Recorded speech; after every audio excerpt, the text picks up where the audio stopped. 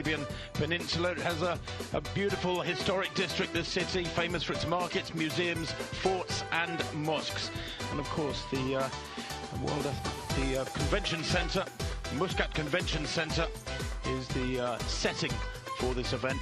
It never had a grand opening because of the pandemic, but it does do with these World Athletics Team Race Walking Championships. Well, this is day one of two. The second day tomorrow. 3 races on each day.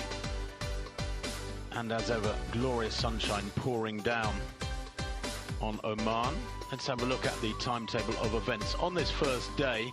Well, 8 o'clock local time, 4 hours ahead of UK time, 3 hours ahead of Central European time. The women's under-20 10-kilometre race gets underway, the under-20 men after that, and then the 20 kilometres for senior women later this afternoon.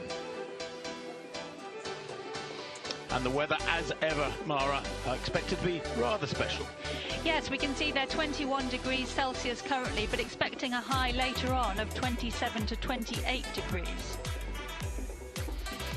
Well, the athletes knew it would be warm. They've been training on the circuit for the last couple of days. It's a 1 kilometre long strip, so obviously a 2 kilometre loop with an out and back circuit. It's an anti-clockwise loop they will be negotiating, but uniquely it involves a pretty significant drop from one end to the other, around 25 metres. That is about 80 feet, bigger than ever negotiated before by any athletes at a previous edition of these championships, which began way back in 1961. Well, Oman, sitting on the Arabian Sea, is a rather glorious nation, about 900 kilometers from north to south, and the capital, Muscat, incorporates this strip of dual carriageway very close to the convention centre, which is a long sweeping curve that the athletes will be racing over. Very good quality road surface that they will be able to enjoy, but that gradient does make it a very, very special challenge. Mara, a unique challenge really for the athletes. Yes, as you said, the biggest incline ever in a championship event, and I've heard from a number of the athletes that they're expecting it to be technically quite difficult, especially going downhill. Well, they negotiate that turn at the top of the course and go through that common finish line. The 35 kilometres, as you can see, central screen has its own start, whereas the 10 and 20k start at the finish line. Athletes getting ready for this first event of the 6. It's the women's under-20 10k.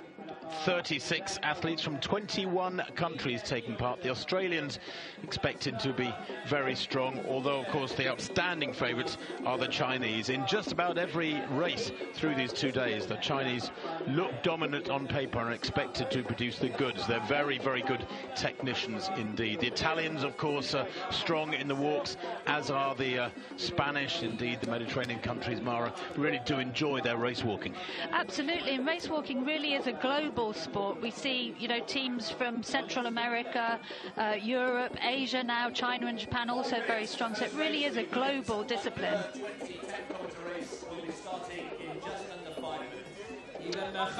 Well, they're one of the favourites, Olivia Sandry of Australia, who's expected to feature, the 19-year-old. Been in wonderful form of late. That Australian team, of course, enjoying their summer weather. Back down under will be well acclimatised for the temperatures of the mid-20s that are expected to appear over this next hour or so. Yeah, full team. And we've got the judges there.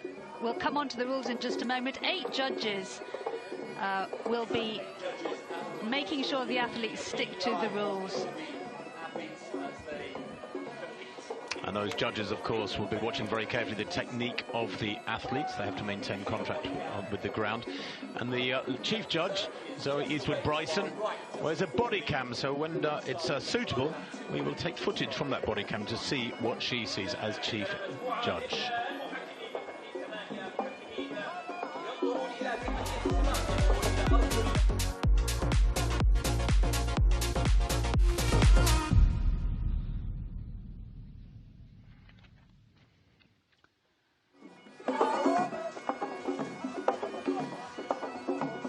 athletes ready to go on the start line. A large Ukrainian team was due to compete here in Muscat, the Omani capital, but only one athlete was able to come, and that athlete, 17-year-old Valeria Sholomitska, is in this first race, the women's under 20 10K. She was able to get here along with her coach because they were training in Turkey when the conflict broke out last week. They came straight to Muscat from Turkey. And this, a moment for Ukraine, is a show of support and solidarity with Ukrainian athletes and people who have been placed in grave danger by the Russian invasion. And this important show of support was requested specifically by athletes and teams attending the championships.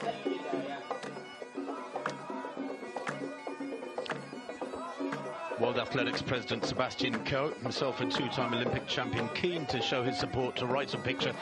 You can see him carrying a square of flowers in the blue and gold of Ukraine. A moment for Ukraine, said Coe.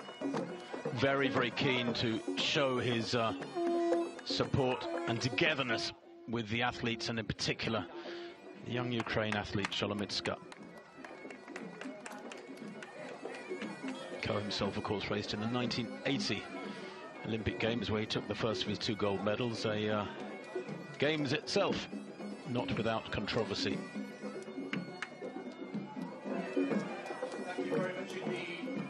The athletes, though, now focused on the racing to come. Sholomitska, 17 years old, Mara, such a tender age and so much resting on her shoulders in a way. Absolutely, but she's one of the best athletes in this field. 4th at the World Under-20 Championships last year in the 10,000 metres there.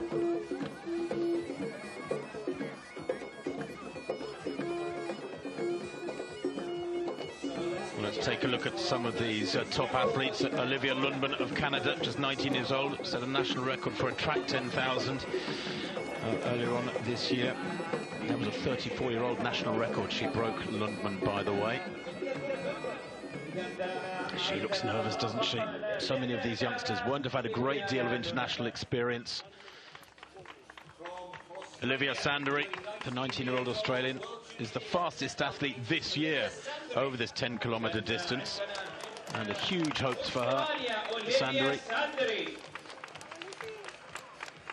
she's the only athlete here who is in the world top 10 for this year. She says her focus is on patience, rhythm and economy.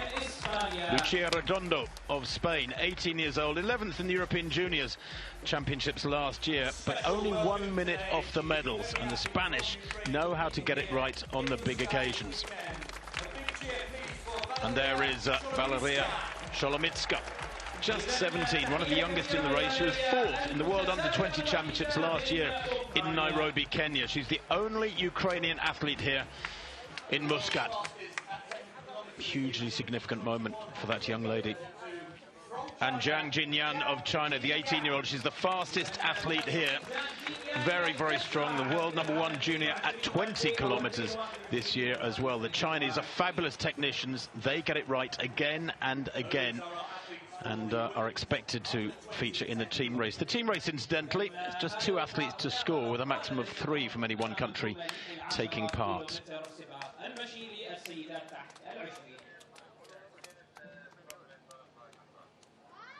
Okay.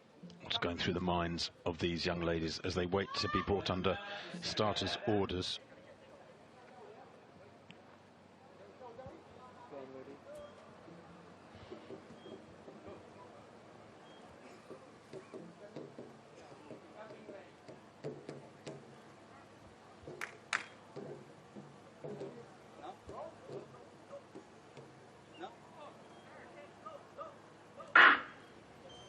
We are underway. The world. Well, they get underway with a slight delay there, just to raise the tension even more. And as you can see, the first section of the course from the start line, relatively flat. I think most of the drop, Mara, that they will negotiate in this next few minutes is in a fairly short space. In other words, it's exceptionally steep for about 150 metres.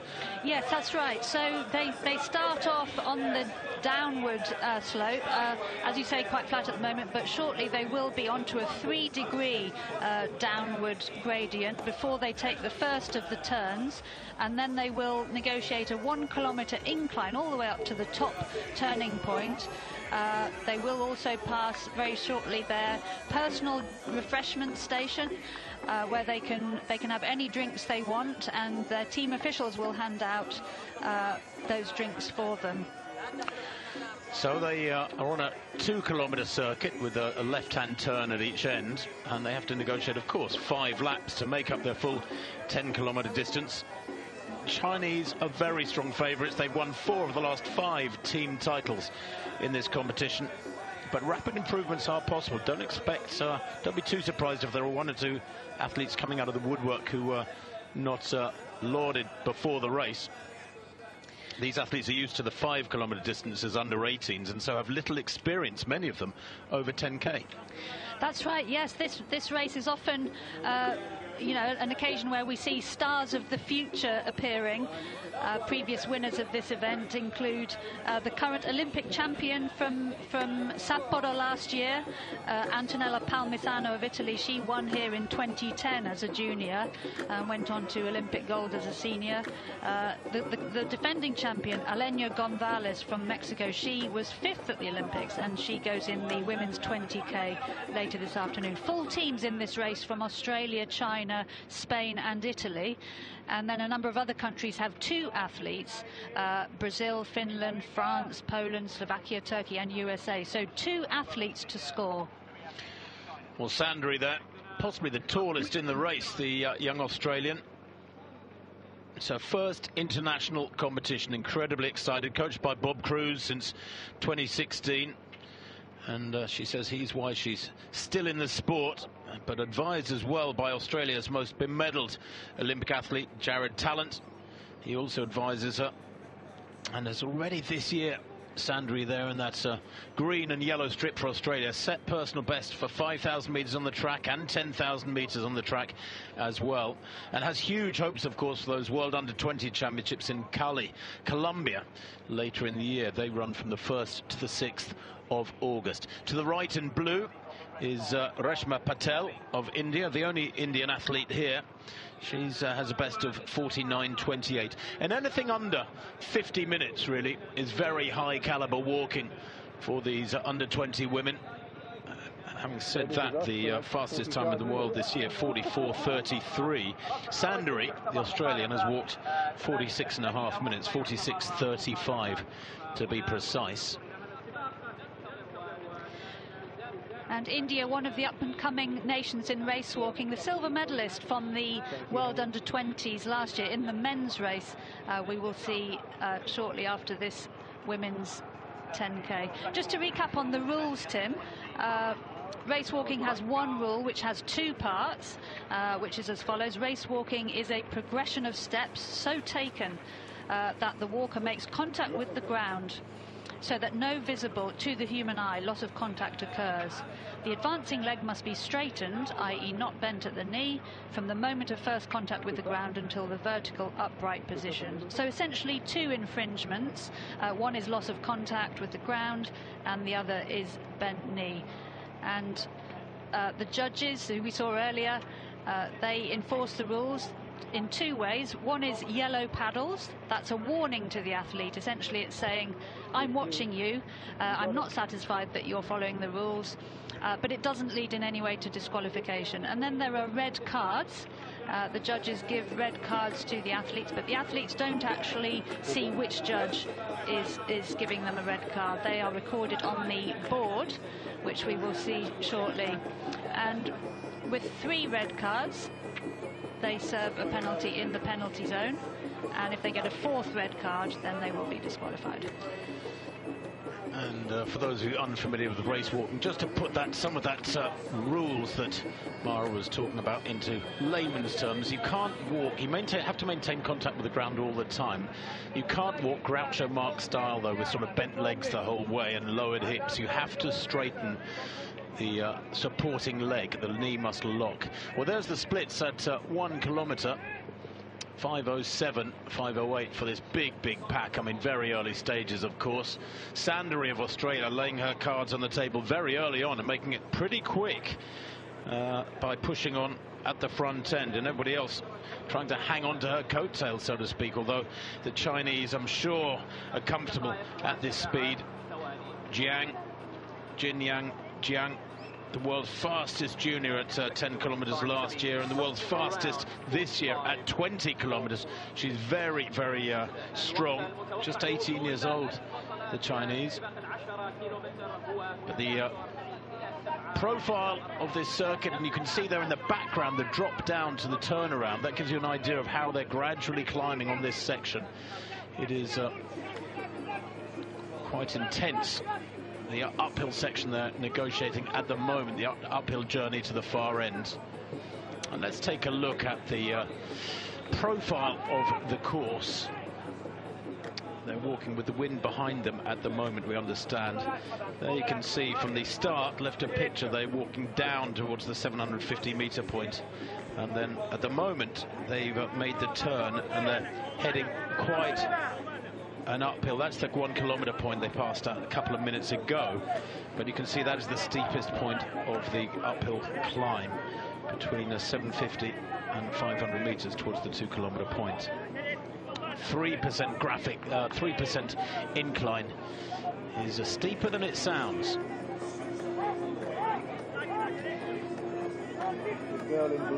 So through 1 kilometre, Tim, they were outside 5 minutes, 5:07 for Sandary, the leader. So quite a modest start, but Sandary looking like she wants to push it on at the front of this race. The world under 20 record, 41:57. So currently they're outside 50-minute pace for 10,000. And the two Turkish athletes there, prominent Turkey also doing very well in race walking. Solomitska to the right of picture, she is the young Ukrainian coming to Oman, direct from Turkey, where she's been in a training camp with her coach. She comes from Volyn in the extreme west of Ukraine. There's the 17-year-old, but she has real strength and form. Obviously great temperament for championships. Last year at the World Under-20 Championships in Nairobi, and considering that was at altitude too, about 6,000 feet, she finished in 4th place, just outside the medals. Here she is, the best part of a year stronger, with all that training accumulating, and it makes such a big difference when you're in your teens too, each year. Well, she accelerates in towards that water station, takes plenty of water on board, and clearly, Mara, the heat must be getting to some of these athletes already, because that was poured over her head aplenty. Yes, absolutely. We saw 21 degrees earlier, but the sun is fully up and the temperature will be rising. We're expecting a high later of 27 or 28. And how these athletes have acclimatized will be really key, and I think it will actually benefit athletes coming from the southern hemisphere and the tropics. Solomitska's been training in Turkey. Athletes in colder countries have been doing special heat acclimatization indoors. I know some of the British athletes have been doing that. There's that turnaround at the southernmost point of the course, but it's at the top of the hill, so to speak. Very soon they will be passing what is the penalty zone and then going through the common start-finish line for this event, and we'll get an idea of the first 2 kilometer split. Look at the Chinese there in echelon, all three of them. Great technicians, the Chinese. They very rarely get penalties or indeed any disqualifications, and it is the fatigue that comes in later in the race that enables, or rather forces, some athletes to produce poor technique. And when they start getting penalties, you get a lot of the penalties in the latter stages because the tiredness takes its toll. Absolutely, yeah. I haven't seen any signs of any yellow paddles yet from the judges. The judges can give out paddles for either of the infringements, but as I said, the yellow paddles don't lead to any disqualification. China has been very, very dominant. It's possible we could even see a sweep of the medals. Won the last 3 team gold medals at this event. Well, Delahaye of France. Already beginning to lose a little bit of ground there. Anna Delahaye, the 17-year-old. Indeed, big gaps appearing because there has been quite an acceleration through that second kilometre. I got them unofficially going through the 2 kilometre line at 9:58, and with the first kilometre of 5:07. Well, clearly that second kilometre was at 4:51. Is that what it works out at? Yeah, so they are much quicker. Up. Yeah, they are speeding up. Yeah, and Chinese look like they might be working together there. Now, Mara, I have to say, do you have any idea why the Chinese athletes have got those plasters over their tummy buttons? I don't know. It looks like kinesiology tape to me, and it could be to do with injury, could be a muscle activation thing. I mean, they've all got them in the same place, so I'm just wondering if it's... They can't have the same injury, so I'm wondering if it's a muscle activation thing. So lots of the athletes, they're going for water. Interesting, a lot of them putting it on their heads rather than drinking it, just to try and keep nice and cool. Well, I'll tell you what, that acceleration came through the second kilometre, which was the uphill section, and it has ripped this field asunder, because you go back 5 minutes ago and there really weren't many gaps at all. Now they're spread out and it looks almost like carnage behind this leading pack of what, about 10 or 15. There's the Chinese Jiang Jinyan, 18 years old now, comes from the coastal province of Jiangsu, just north of Shanghai. Maybe used to those humid temperatures in the Chinese summer. China had this incredible national program with a sort of seemingly endless line of new talent coming through. At the Doha World Championships, they won 5 out of the 6 medals on offer for race walking for the women. Well, it's a massive sport, isn't it, in China? You know, the resources that are pumped into it sort of go hand in hand with the numbers of youngsters coming through and being recruited. And somebody getting a warning there, and I think that was Patel to the extreme left of the pack in the blue. Yeah, yellow warning card for Patel. And that would be for loss of contact. Or it could be with the supporting leg not locking, but it's more likely to be a contact issue. Yep, currently on our computer, Tim, no red cards showing at present. So all the athletes so far doing pretty well with their adherence to the rules. But as the race progresses and as the speed increases towards the end of the race, that could well change. Well, nobody really has accelerated away from this pack yet, but it's hard when they are pumping out such a quick tempo. They're under extreme pressure, these athletes, because they are moving so quick. And that's what one of the things I love about race walking, Mara, is, you know, these are very, very tough athletes. They put in long, long hours of training, of course, because of the relatively low intensity of a lot of the training. They have to be out there for a long time. It's a bit like cycling in some respects compared with, for example, distance running. But what I love about the racing of race walkers is that they go flat out. It seems like they go flat out all the time. You don't get slowing and looking around at each other and trying to suss out your opponents like you get in marathon running sometimes, or in distance races on the track. Race walkers, there always seems to be somebody prepared to go to the front and really put the pressure on, put the foot down. Yeah, I mean, especially in the shorter events, the 10k, 5k, 20k, you know, the speed they're going at is unbelievable. In the 50k, which has been discontinued now as a championship event, you know, there's a bit of pacing yourself and then speeding up in the final kilometers, but the speed in these shorter events is absolutely phenomenal. The official time at 2 kilometres, by the way, was 9:57. They're coming up towards 3 kilometres very shortly. And I think in the background behind the group, we just glimpsed a judge giving a loss of contact yellow paddle. So the warnings now coming thick and fast. The judge is just saying, I'm watching you closely, and if you get a yellow paddle, that doesn't necessarily link to a red card, but the judges certainly will be watching the athletes. Sholomitska very much to the fore. She's tall, isn't she, the Ukrainian athlete in blue there to left of picture. Very, very tight arm action there compared with some of them who have an accentuated arm action. But of course the fitness levels required for these athletes. You can see the Chinese, they're almost in rhythm with a very, very similar technique. They clearly work very, very hard on their technique. But these athletes have to have enormous fitness in the upper body as well, not just in the legs and in the midriff, the core. But because the arms work so hard as well, they have to be very, very well conditioned. Yeah, that's a really noticeable difference, Tim, between the race walkers and, say, marathon runners. The race walkers tend to have more developed upper body. I'm just hearing from Jane Saville, one of the Australian race walking icons from the past, that she had a conversation with a Chinese official about the tape they have over their belly buttons there, which you can see on your screen, something to do with air passing through. So this is to make them more aerodynamic, apparently. And still no red cards showing on our screens, so everybody currently adhering to the rules. Well, we're hearing we have got a red card, Mara, in fact, for Ayaz of Turkey. Sukran Ayaz, the 18-year-old, who is a strong walker. She's a sub-50-minute walker, has got one red card. And again, you know, it's the pressure that's being put on from the front end, isn't it? You can sort of indirectly affect athletes around you by walking so hard that they have to perhaps go into that red zone. In effect, they start breaking the rules. Yes, absolutely. I mean, if you have surges in speed, that can, if an athlete's technique isn't quite what it should be, that can trigger a red card.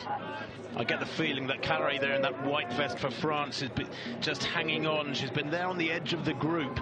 She's a tiny figure. She's probably about the shortest in the group is Elvina Carré. She was disqualified from the World Junior 10,000 metres in Nairobi last year, but she recently won the French Junior 3,000 metre title indoors, just speeded up or put in some speed work with that competition recently. Indeed, many of these athletes have had 1 or 2 indoor walking events, walking races, just to sharpen up over 3,000 or 5,000. Relentless pressure. To the back of this group, out of shot at the moment, looks to me like she might be under pressure and perhaps the next to peel off. In fact, she is right at the back of the group now in that white vest. How many in this group would you say? About 11 or 12? About 12?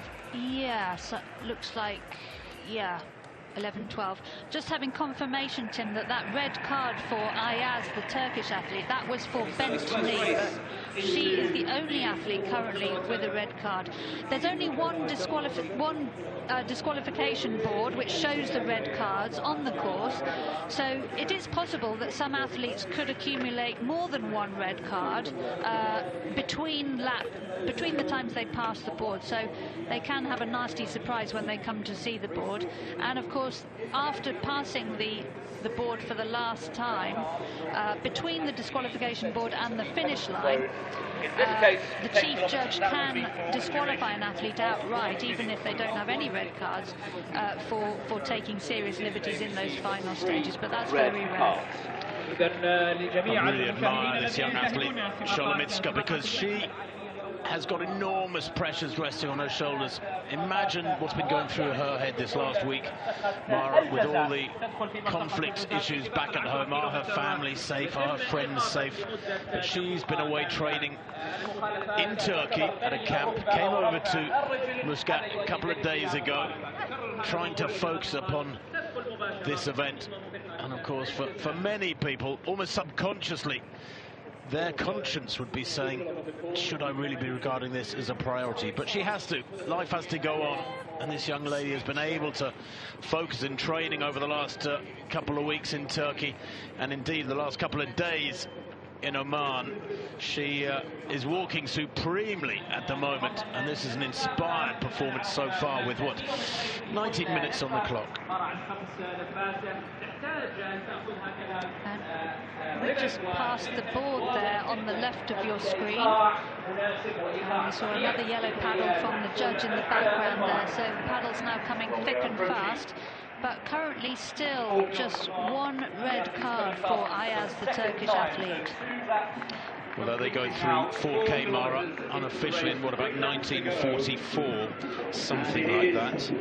So they are still cranking along very quick. It was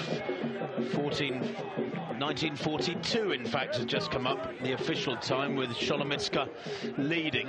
And Mara, about 3 minutes ago, I said there's about 11 or 12 in this lead group. Well, now we're down to 5 or 6. It is whittling down really quickly in this middle section of this 10-kilometer race. There's the group: Solomitska, Jiang and Zhang of China, Gangla as well of China, the Chinese trio there, Sandri, Veikala of Finland. We haven't really mentioned her. She's having a fantastic walk, is Hetta Veikala. She's 18 years old, came 12th in the European Juniors 10,000 meters last summer, so has a good international experience. And of course, all that experience and the learning to deal with the pressure accumulates, and you can apply that when you come to a major championship like this, a world championship in effect, and benefit from that application. Carré is still hanging in there. She's going well, the little French athlete, bespectacled French athlete at the back of this group. Sandri, who was very aggressive in the opening kilometre or so, tucking in there and just soaking up this pressure. Pert, the second Australian, Alana Pert, who was a 48.04 performer last year. She is amongst the very elite 10 or 15 in this race, is just beginning to feel the pressure. So is her teammate Pitcher there, Alana Pitcher of Australia. She's a sub 50-minute walker too, but powerless to go with this unrelenting pace at the front. So many of these athletes. There's a trainer of Italy, and the Italians always turn out good athletes, don't they, Mara? Yeah, Italy's another country with an excellent national programme, lots of depth. They have both the 20k gold medalists from the Olympics last year, so we'll see a lot of them over these 2 days. And Spain also, one of the strongest nations here, very much targeting medals in all of the 6 races. Yeah, we had a quick shot then of Eva Rico Rufas, who's a 48.5-minute walker. Came second in a junior 10 kilometers on the roads in Spain just recently. Most of these athletes have had 1 or 2 races this year. The Chinese, funnily enough, don't appear to have raced in 2022 just yet. They come into this, well, you could argue they come into it fresh, or do they come into it not race fit? So a lot of coaches think, well, you should come in with a couple of races under your belt in the last month so that you are sharpened up. But I tell you what, Solomitska here, taking it to the Chinese. And if this was heavyweights, and that's a warning card being held out to warning disc being put out to Jiang there. Try and see which Jiang it was. But that's unusual, Mara. The Chinese normally such strong technicians, and 2 of them are going with Solomitska. Yeah, I'm surprised to see the 3rd Chinese athlete not able to stay with that surge thrown in from Solomitska there. It's a little bit difficult to see which athlete the judge is pointing the paddle at, and you can see the judge there right in the middle of the course, so the judges can move right across the course. So getting news of another red card for Patel, the Indian athlete. As soon as it comes up on our computer, we'll tell you which infringement it was for. So 2 red cards so far. I don't know how many people in Ukraine will be able to get these pictures, or will have a mind to get these pictures with what's going on there. But this from Solomitska, if they could be seeing it, is a massively inspirational performance so far. And just checking, there's now 24 minutes on the clock, so they're well past halfway.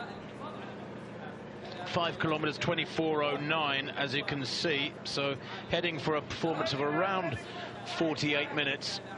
And in these conditions, bearing in mind the incline on this course, that is quick. It's interesting to see the field so strung out this relatively early in the race still.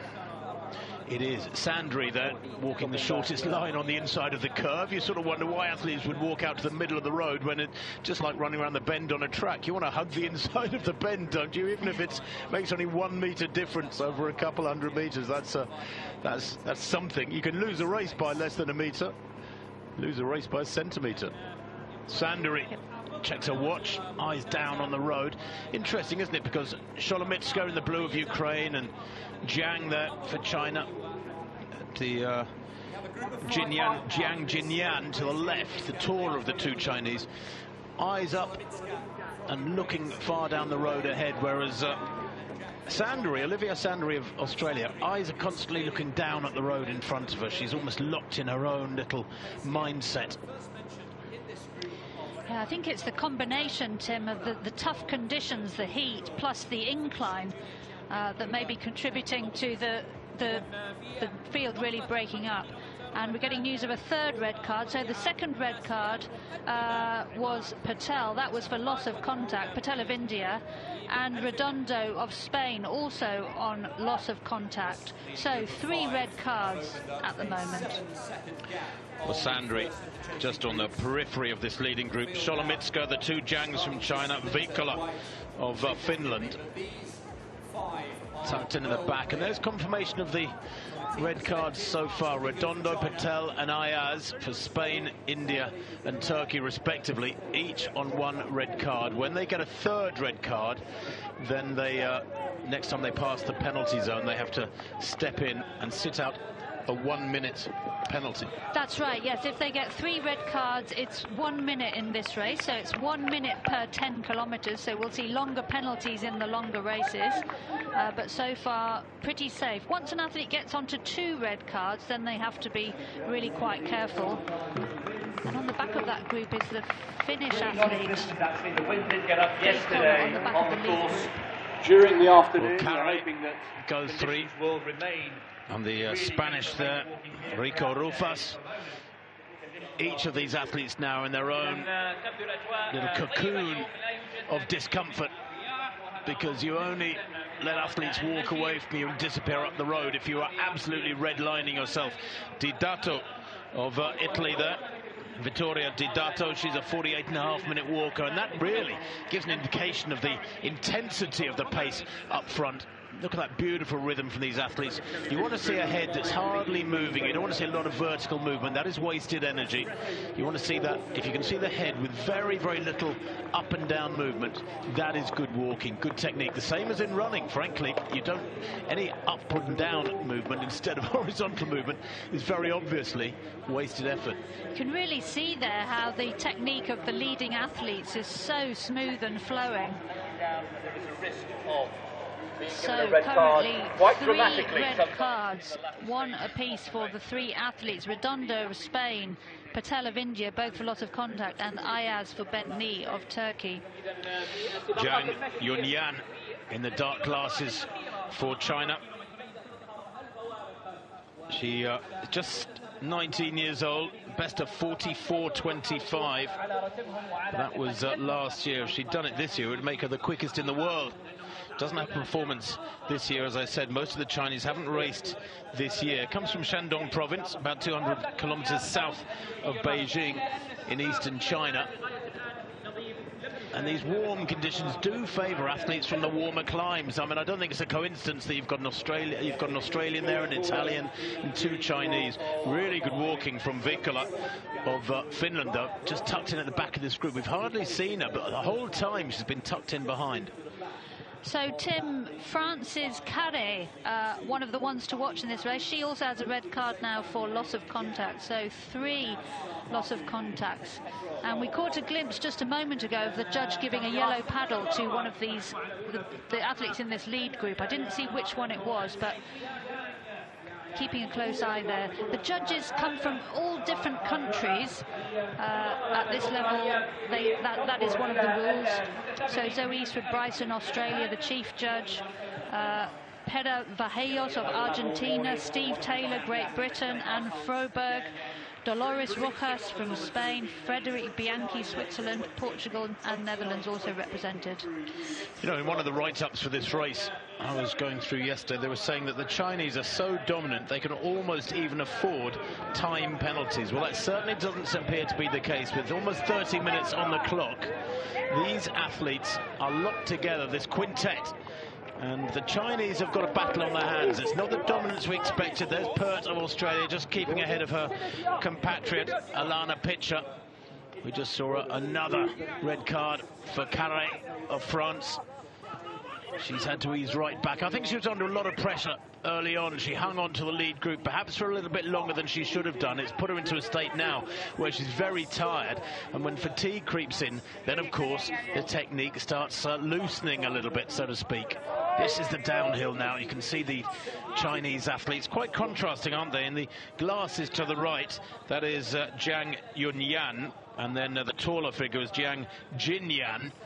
But they really are striding out there, and you can see from the graphic the leading group of 5 on the downslope, on the steep downslope. The chasing group, what, about 100 meters behind, maybe a little bit more.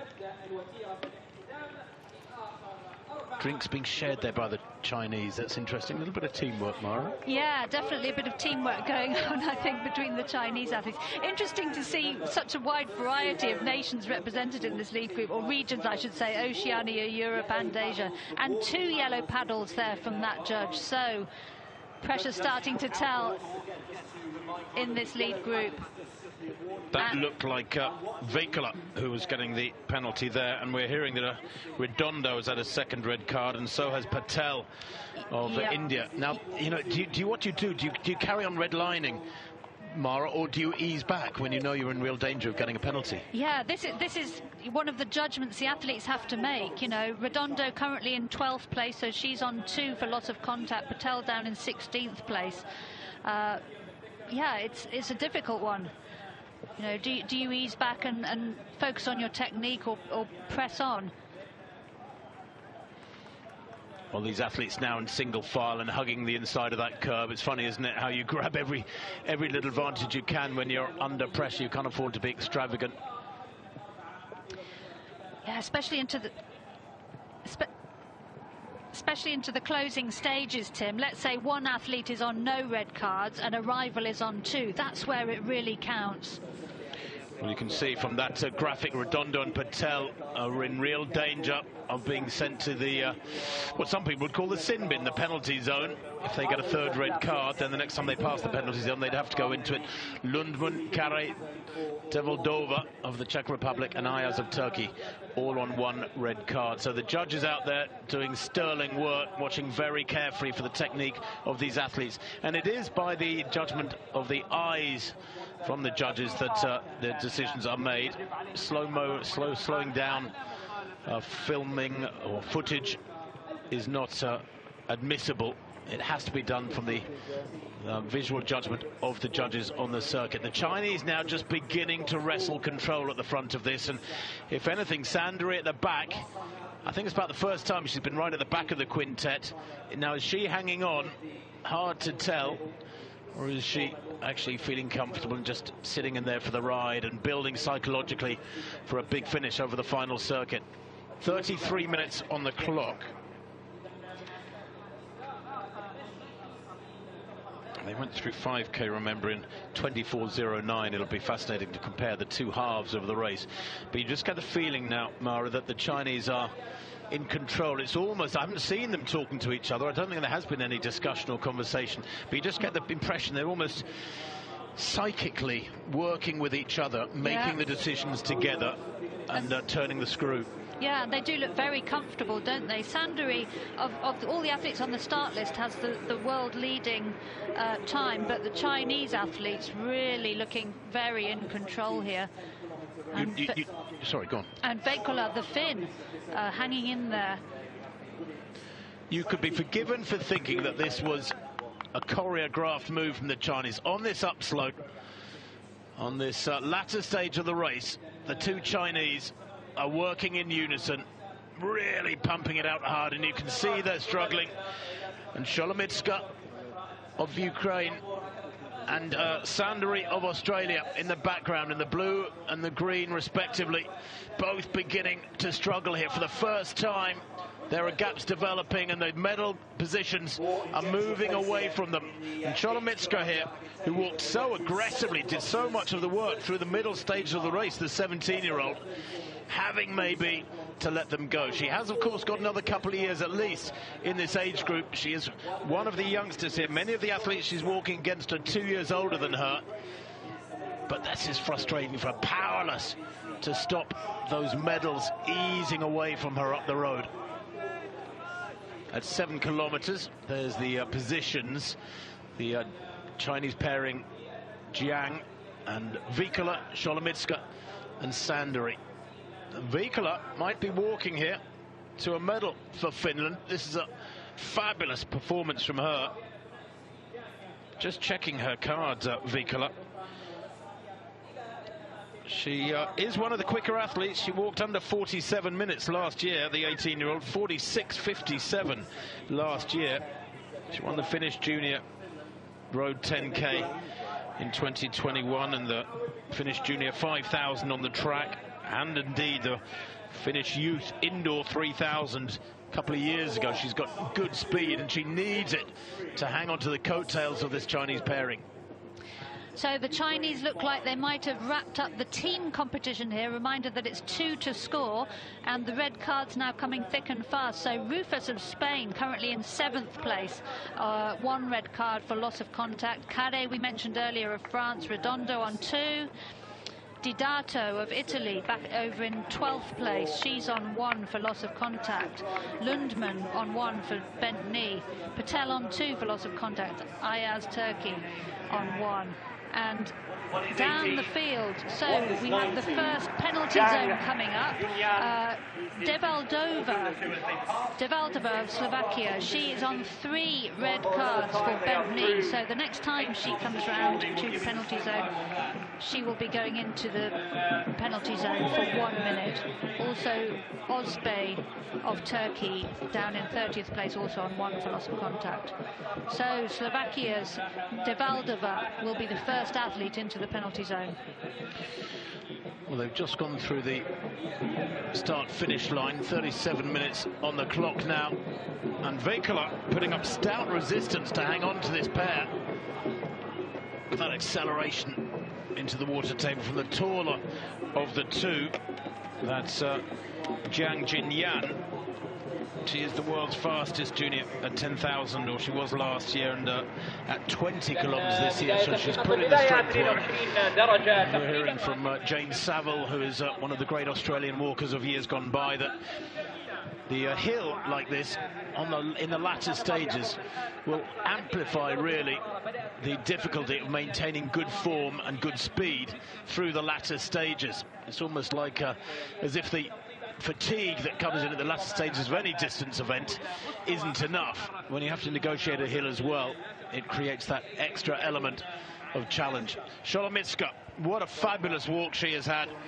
Might not finish amongst the medals, it would seem, the individual medals, and indeed she's the only Ukrainian here, so the team element was never an issue for her. But she is in the top 5, still going strong in the background there, extreme right of picture. Vikala of Finland, in those dark glasses, has her sights on the back of these 2 Chinese athletes, and it's almost like she's being dragged along on their coattails and easing that gap. And she gets a warning disc there as well, does Vikala, but it's easing the gap, getting slightly wider between herself and Sandari, the Australian, in the green there in the background, which maybe is dragging her away to a safer bronze medal finishing position. Just an update on the team standings, Tim. China in 1st place. This is through 6K. Australia were in 2nd on 12 points. Spain 3rd on 19. So those scores are the aggregates of the positions. So currently China, Australia, Spain and Italy in 4th. They've just gotten through 8 kilometers. They're on the final circuit now. 38.49 at 8K for the Chinese pairing. Vikala just a couple of seconds down, 38.51 for her. Now it's a domestic dust-up between this pair, it would seem, although we mustn't discount the Finn. She has put some big names behind her as Hetta Vikala, and I know that there'll be hundreds of walkers in Finland screaming at their screens to help this young lady on, to keep walking strongly and to maintain or indeed grow that gap between herself and Sandari. There's the old phrase from distance racing that first is first and second's nowhere. Well, a lot of people believe that the first three is where the big gap appears, behind the first three. Get onto the rostrum, get a medal, and then fourth is perhaps the hardest position to finish in.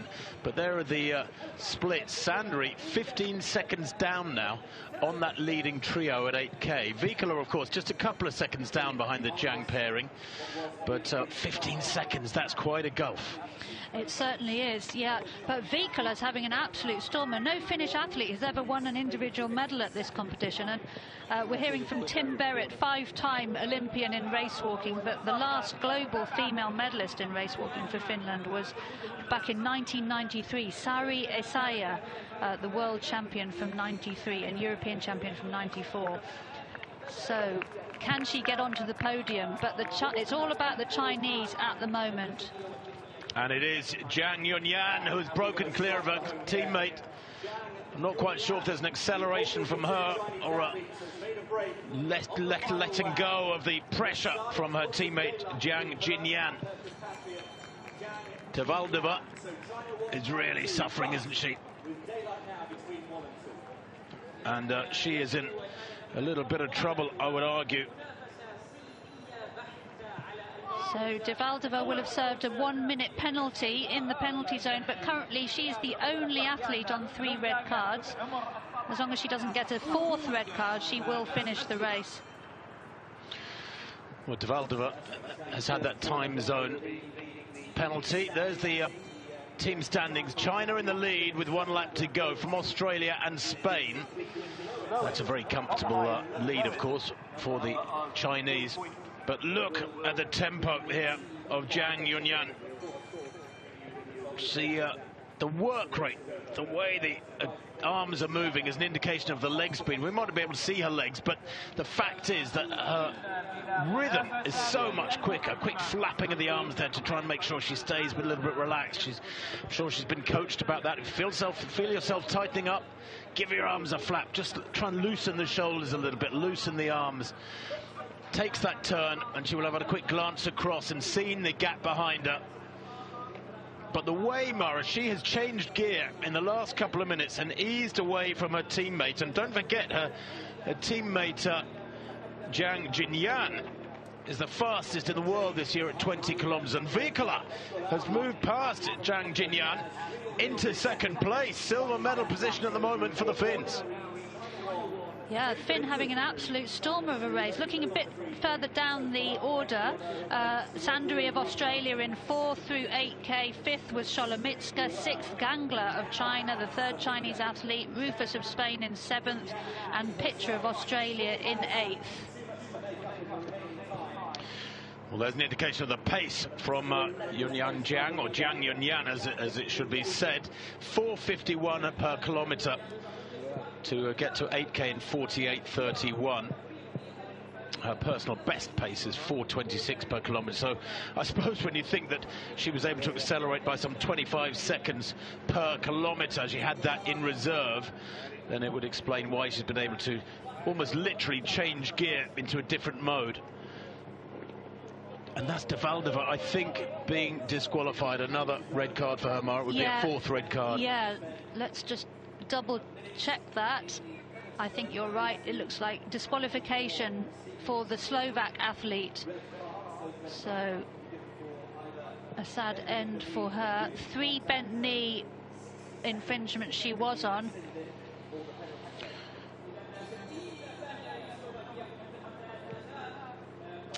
And we're just hearing that the Indian athlete Patel in 17th place, she also has now got a 3rd red card, so she also will be going into the penalty zone.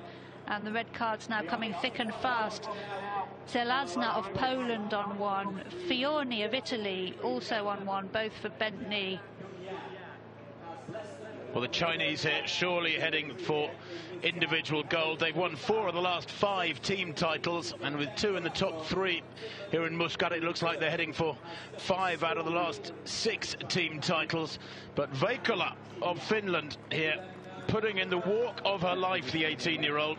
I don't know if she's heading for a personal best time, maybe not, but you can see her current pace, 4:51 per kilometre. She's not far behind the race leader, Zhang Yunyan, in the dark glasses, but this bespectacled Finn is putting pressure on an athlete who on paper behind her is significantly quicker. Veikkola's lifetime best, 46:57, almost 47 minutes. And Zhang Jinyan behind her has a personal best of 43:20 from last year. On paper, the athlete behind her is some 4 minutes and more quicker. This, though, is the leader. And she is, actually, that's the 3rd place, excuse me. Yeah, that's Zhang Jinyan.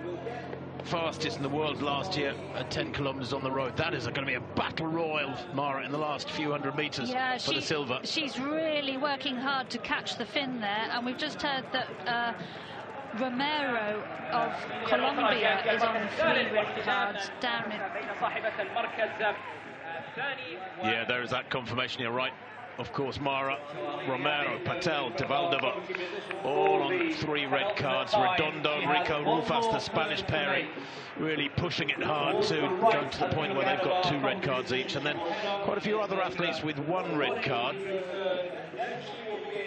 But look at the tempo here of Zhang Yunyan. And she's been pumping this out for more than 3/4 of an hour now. And she's pulling further away, slowly but surely. And I think her compatriot, Zhang Jinyan, I should say, has moved back into 2nd place. Veikkola, I think, has had to let go, and she's back in 3rd place. So it could be a 1-2 here for the Chinese. Taking on plenty of liquids. You can almost see and smell victory here. In the latter stages of a marathon like this, under real pressure, did you have any sort of mental sort of process you take yourself through to try and cope with the pain? Absolutely. I used to set myself short-term goals, so I'd say, right, just get to that lamppost, get to that traffic light, get to that mile marker. You've just got to keep your concentration. Yeah. So confirmation of the team standings through 9K. China in the lead, followed by Australia, then Spain, then Italy. But the Spanish, 2 athletes on 2 red cards. So can Spain hang on to that bronze medal position? Well, she's beginning to suffer now, isn't she? Zhang Yunyan, at the age of 19 and 17 days, heading to the biggest win of her career, surely. But there was pain etched across her face just now. The dark glasses always conceal some emotion. They always say, don't they, that the eyes are the window to the soul. But Zhang Yunyan grimacing as she comes into this last few hundred metres. Into the finishing straight now. It's 43:11 at 9K. She comes towards the tape. This is yet another gold for China. It's been a truly dominant final lap from the Chinese there. 47:48 unofficial winning time. 23:40 for that second 5-kilometre segment, as against an opener of 24:09. Very quick indeed. China do take 1-2 with Zhang Jinyan taking 2nd place. And a brilliant bronze for Hetta Veikkola of Finland. She cannot believe it. Look at that. Her face has remained unemotional and fixed in focus and concentration for the last 48 minutes. But she crosses the line. And that is the biggest smile of the day we've seen so far. A fabulous bronze for Finland. I must say, Tim, they're impressive times in these conditions with the incline and the heat. So China wrap it up with a 1-2. Don't they just, yes, and that winning margin too. What, some 15 seconds for Zhang Yunyan over her namesake Zhang Jinyan. Solomitska finishes in 4th place. And brilliant walking from Sandari. Olivia Sandry there, taking 5th place, walking herself almost to a standstill. But the Chinese, they look to have recovered incredibly quickly. Yeah. Festooned with their national flag, of course. Yeah, and the best possible team score. Just 3 points for the Chinese athletes. Well, just looking at the time there of Veikala, 48.11 for that bronze medal. She has walked just over a minute quicker than that, but in clearly much better conditions. That was last year. There's another of the Chinese, the 3rd Chinese finishing.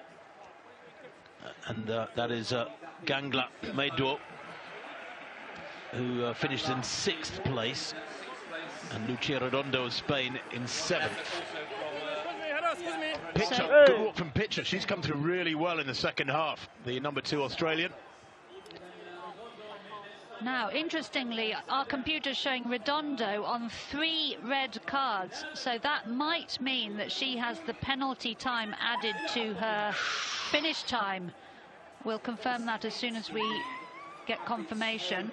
But that means the red card would have had to be in between the penalty zone and the finish line on her final lap, which is only a couple of 100 metres. Yeah, that's right.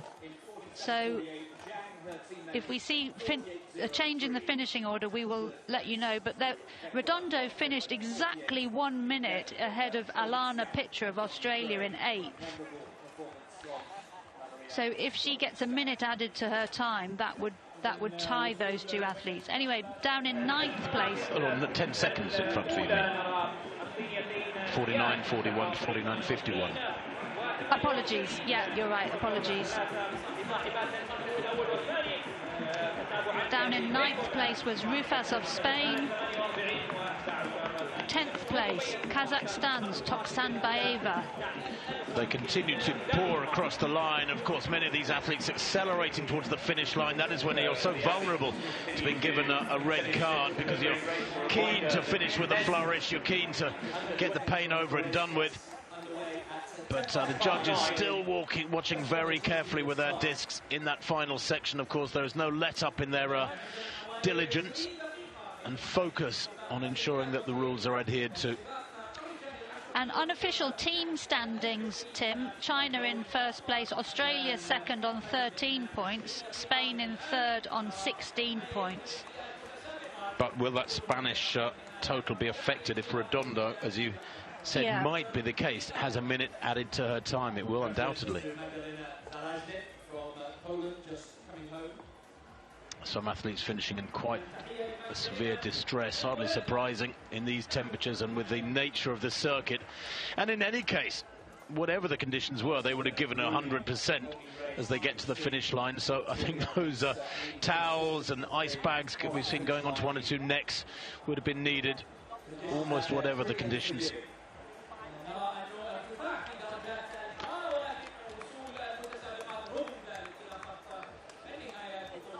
That's the German walker Sonntag, Lena Sonntag, just finishing, the 18-year-old. German junior indoor 3000 title to her just in the last few weeks.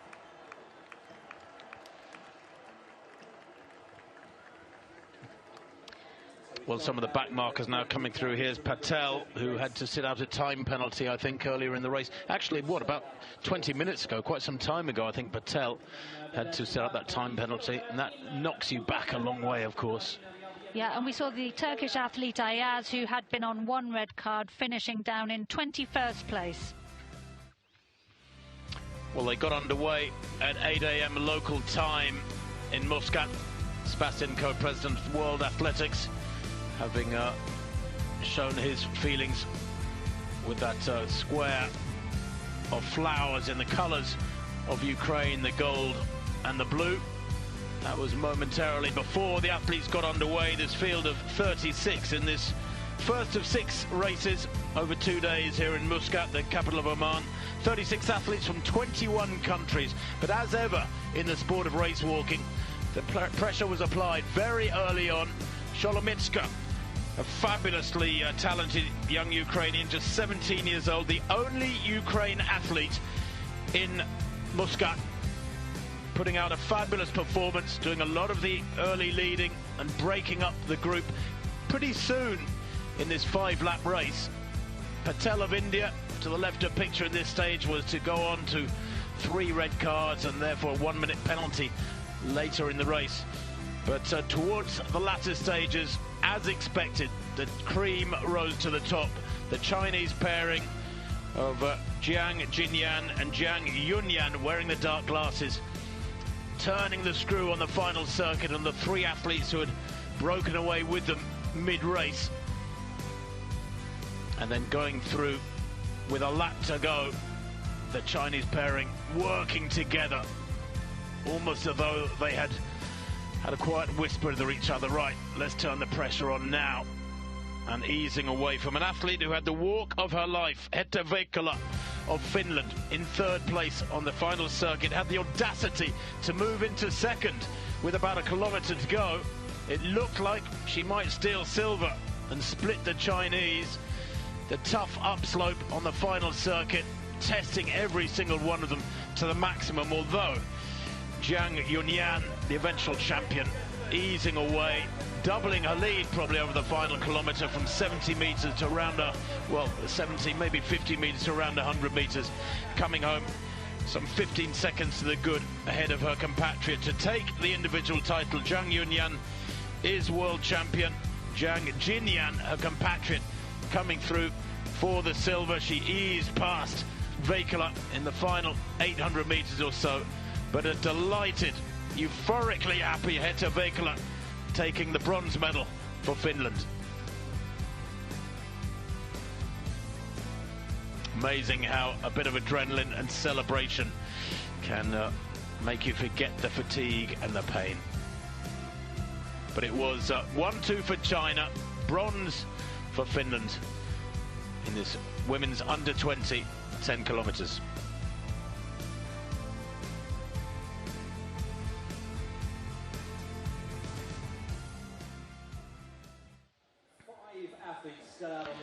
Well, 1 or 2 of the back markers still moving through Mara, but that was fabulous racing to kick off the 2 days here in Muscat.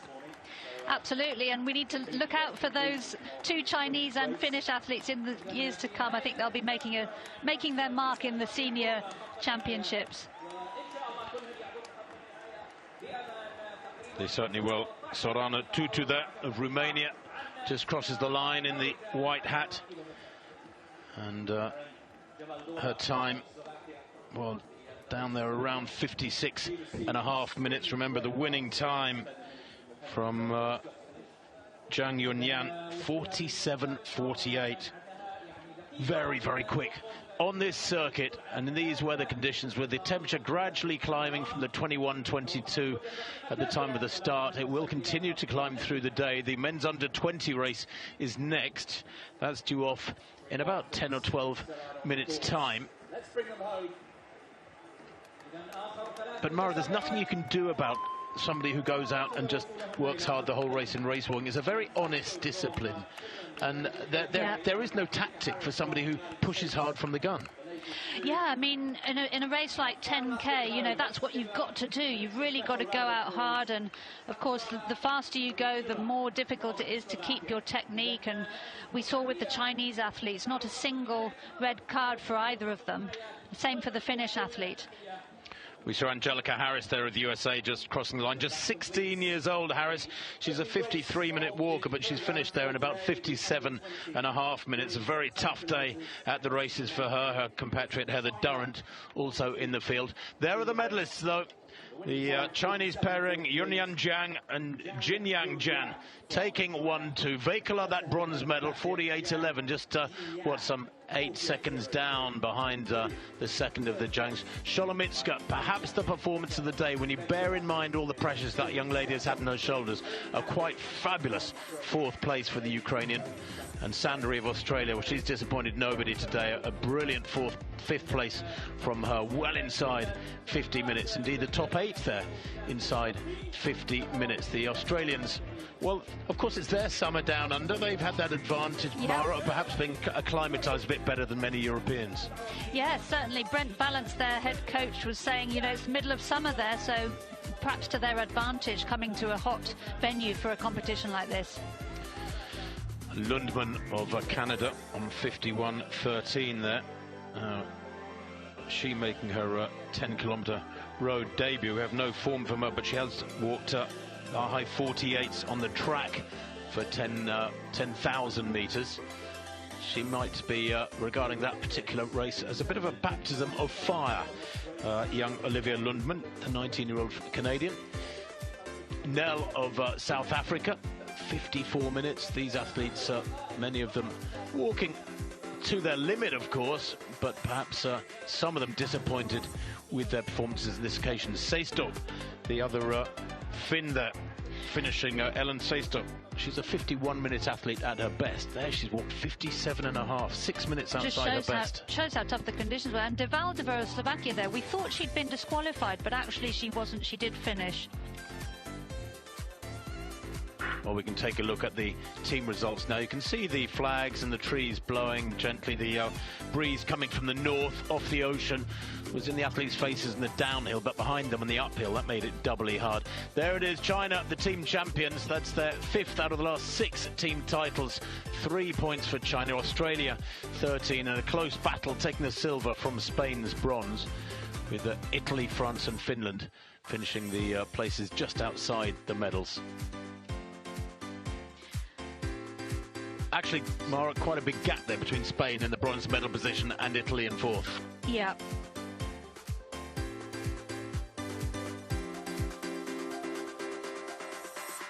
Well, a very different scene at the start of this women's under-20 10-kilometre race.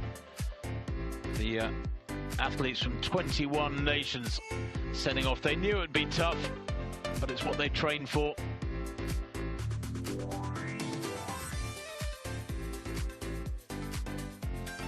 Many of them would have gone into it with not ambitions about a medal so much as ambitions just to hit their own personal goals, and the vast majority will have done that.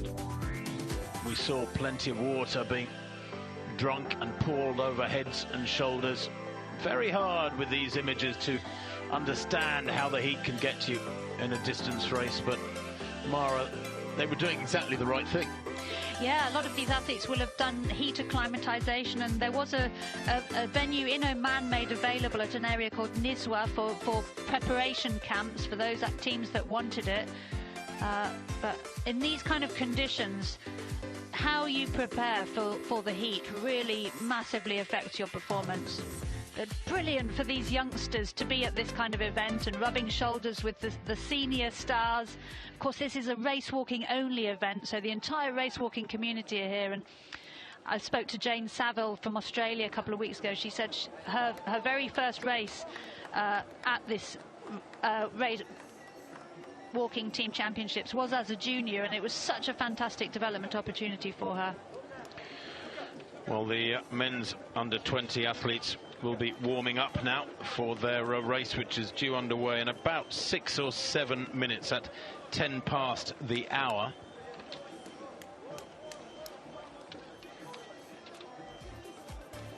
It is time for the second event of 3 on this first day. Men's under-20 10 kilometres, 5 laps for them, of course. There's a field of 35 athletes, again from 21 nations, taking part. And as ever, the Chinese expected to dominate their trio. Very, very strong in this one. Other strong squads, Spain, Italy and Turkey. But one particular athlete we'll be fascinated to see in this one is Kenya's Hairiston Wanyonyi, who won in front of the home crowd in Nairobi last summer the World Under-20 10,000 metre track title. Of course, the Kenyans with a fabulous tradition in endurance events. Wanyonyi is somebody I should be fascinated to see in action. But let's take a look at some of those entrants now. The Australians again with good representation from Saunder and Joaquim. The Chinese with just 2 athletes here, Wang and Zhen. That's Zheng Yu and Wang Hongren, but they are amongst the fastest. Look out too for the Czechs. They have a great tradition in race walking. The Spanish, of course, amongst the top European walkers. Erinchiv of Finland. I wonder how inspired he will be by that medal-winning performance of Hetta Veikkola, his compatriot in the women's under-20 race. Demir of Turkey, one of their pairing, fourth in the European Juniors, the European under-20 track 10,000 last year. He's a good walker. He's the 18-year-old. There's his teammate Hayrettin Yildiz, just 17 years old. But the Turks too should be fairly used to walking in high temperatures, even if their winters can be on the cold side, of course. Istanbul gets cold winters like so much of the rest of Europe. Well, here we are in Muscat with a breeze coming from the north to the athletes and their faces. It'll be when they set off from the start line. It's flat initially, and then there's quite a severe drop down towards the northern end of the course. They're walking towards the sea here with the wind in their faces, and that wind continues through the day, I understand. But when they make that turn and then head up the on the uphill section, they've got the wind behind them. The 35-kilometer races, both of which are tomorrow, they have a separate start there on this 2-kilometer circuit. Water stations, of course, out on the circuit for the athletes. At that southern tip, they take a U-turn and then pass back through the finish line once they pass the penalty zone. That is the full 2-kilometer circuit.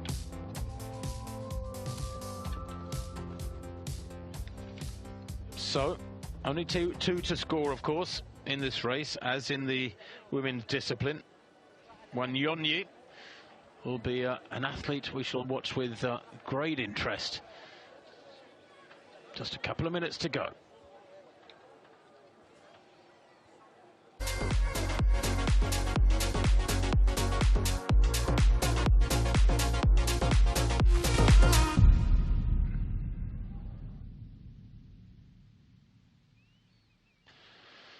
So the athletes gathering then at the start line for this men's under-20 10-kilometer race. 3 minutes to go, the officials are telling them. And Mara, the Chinese, will have been inspired, of course, by that 1-2 in their women's under-20 race. But I wonder if we will get an upset or a surprise medalist as we had in that women's event. Yes, absolutely. 2 Chinese entered in this men's race. No season's best for them, but they are the only 2 in the field with personal bests under 40 minutes. We caught a glimpse a moment ago of the Italian athlete Lomuschio of the starters here. He has the fastest this year. There's Fraser Sonda. Very, very tall, isn't he? The 17-year-old. Wow. Recently won the Victoria State Junior 5,000 meters on the track. Has a best of 46 minutes. Anything around 43, 44 minutes for the men. Very, very quick. Of course, they're a little bit faster than the ladies generally. Another athlete to watch here is Frederick Weigel of Germany. There he is with that black scarf around his neck. Now his dad, his father, Ronald Weigel, was a very famous walker for East Germany back in the 80s and early 90s. In fact, he was a walker who took Olympic medals across the breakdown of the Berlin Wall back in 1989. Ronald Weigel, Frederick Weigel rather, just 16. His father was a 3-time Olympic medalist. So Lomuschio of Italy. Good recent form for the Italian. Just 18 years old. And the Italians, of course, a huge walking nation in Europe. Big resources put into their walking squads. Amit Khatri of India. Well, he was second in the world under-20 10,000 meters on the track last year in Nairobi, behind Hayrettin Wanyonyi of Kenya. That was a bit of a surprise. The 18-year-old who was forced to train hard as a youngster by his father. More of him later. There is Wang Hongren of China. Fastest in the field, actually, is Wang. Long and lean, isn't he? Not the traditional Chinese build, but he looks confident, smiling at the camera. They're very excited. He's a 49 walker. Indeed, once you're getting down below 40 minutes, you are in the supreme elite, the top 4 or 5 in the world. And there is the man who shocked so many last year, Hairiston Wanyonyi of Kenya. Former 10,000 metre runner, felt he wasn't fast enough. Well, they get underway, the opposite of the women's race, where there was a long delay before the gun went. In this one, bang, they're gone. Hardly any warning whatsoever, but they're underway. And the Omani athlete towards the back is one of a trio in this race. All relatively inexperienced, but they are accumulating experience from here on. There is a very honest acknowledgement from the Omani Federation that their walkers will not feature in the battle for medals at these championships. They're all relative newcomers to the sport, but you've got to start somewhere. Absolutely, and Oman doing lots of work to host these big sporting occasions, and also to encourage sport amongst the recreational athletes and the population more generally. So full teams in all of the men's events from the host nation Oman today and tomorrow. Spain have a full team along with Italy and Oman, and then other teams with 2 athletes. Again, it's 2 to score. Australia, Brazil, China, Colombia, Czech Republic, Peru, Slovakia and Turkey. So the rivalry between Wanyonyi and Amit Khatri of India resumes after last year's Under-20 World Championships. Well, we're looking here at Jaromir Moravec of the Czech Republic. He's a 42.5-minute walker. The 2 Chinese athletes, by the way, are the only ones in this entire field to have broken 40 minutes on the road. That's what separates them from the rest. But since this event was inaugurated in 2004, China have won 4 of the 8 gold medals, including each of the last 3 editions. So I wonder if they can do what their young women did just a few minutes ago and take gold in this race as well. There is Besta of South Africa. And China are the defending team gold medalists from 2018 when it was held in Taicang in China. Japan was second, Australia third on that occasion. Well, Moravec here has blasted away. I mean, we've got 2 minutes on the clock, and he's got about a 20 or 30 metre lead on the pack. Christian Besta of South Africa, just 17 years old in those long black socks. Back in second place, won the Cape Town Junior 10K, road 10K just recently. He has a best of 46.25. And we had a yellow paddle already there for loss of contact. I think that was for Besta, the South African athlete. So just 2 minutes in and we have a yellow paddle. And Weigel there, the German athlete, diminutive figure. Coach Ron Weigel, his father, also coached many of the Australian athletes in the late 90s and early 2000s. Well, Moravec has a best of 42.27. That was last year. He hasn't had a 10K walk this year yet. He did recently win the Czech Junior Indoor 5,000 metres and actually holds the Czech Youth 5,000 record with 21.46 from last year. So he does have good speed. Does he have the stamina to outlast the majority of this field? He has taken off here, presumably under coach's orders, Mara. I don't think this is a rush of blood to the head. Like a bat out of hell. Yeah, I love it when athletes do this. They're just fearless and, you know, go do their own race, and good on them. I mean, it's tough conditions that we'll wait and see if he can maintain this lead, but good on him for taking the bull by the horns. Personal best of 42.27, so he's, you know, this isn't crazy. Just a reminder of the rules if you're just joining us. 2 basic rules in race walking. The walkers have to maintain contact with the ground so that no visible to the human eye loss of contact occurs, and also the advancing leg must be straightened, so not bent at the knee, from the moment of first contact with the ground until the vertical upright position. And we saw a moment ago the yellow paddle. That's really just a warning from the judges that they're watching and they're not satisfied that the athletes are following the rules, but doesn't lead in any way to disqualification. The red cards do, and 3 red cards means a penalty of 1 minute in the penalty zone. A 4th red card means disqualification. Well, they already negotiated 1 turn at that northern end of the course. They've enjoyed some downhill. Now they're on the uphill section, heading inland in effect, with the sea behind them, and the wind should be on their backs, which makes it tough. But Bester, of course, a Southern Hemisphere athlete, should be pretty well acclimatized. I still puzzle as to why, when you know it's going to be hot, you'd wear long socks. Yeah. And then it's not like they're pressure socks. They're not covering his entire calf. It's just the bottom half of his calf. Yeah, I mean, sometimes athletes have these habits which are as much about superstition as anything else. So Bester, the South African, trying to go with the Czech athlete. 4:25 was the first kilometre split, which would give them a finish time of 44:10 or thereabouts. Which is not particularly quick for when you think that the top 10 in the world have all walked under 42 minutes this year. Yeah. But of course the nature of this circuit, this 2-kilometre circuit, it's 1 kilometre in length. Obviously a downhill going out and an uphill coming back means that times are being slowed quite dramatically, frankly, over what they might do on might produce on a completely flat course. Most walk courses are pretty flat, aren't they? I mean, Yes, I'm thinking right. back to Olympics and World Championships of years gone by. They're usually on a dead flat strip. Yes, that's right. And the incline on this course is the steepest ever in a championship event.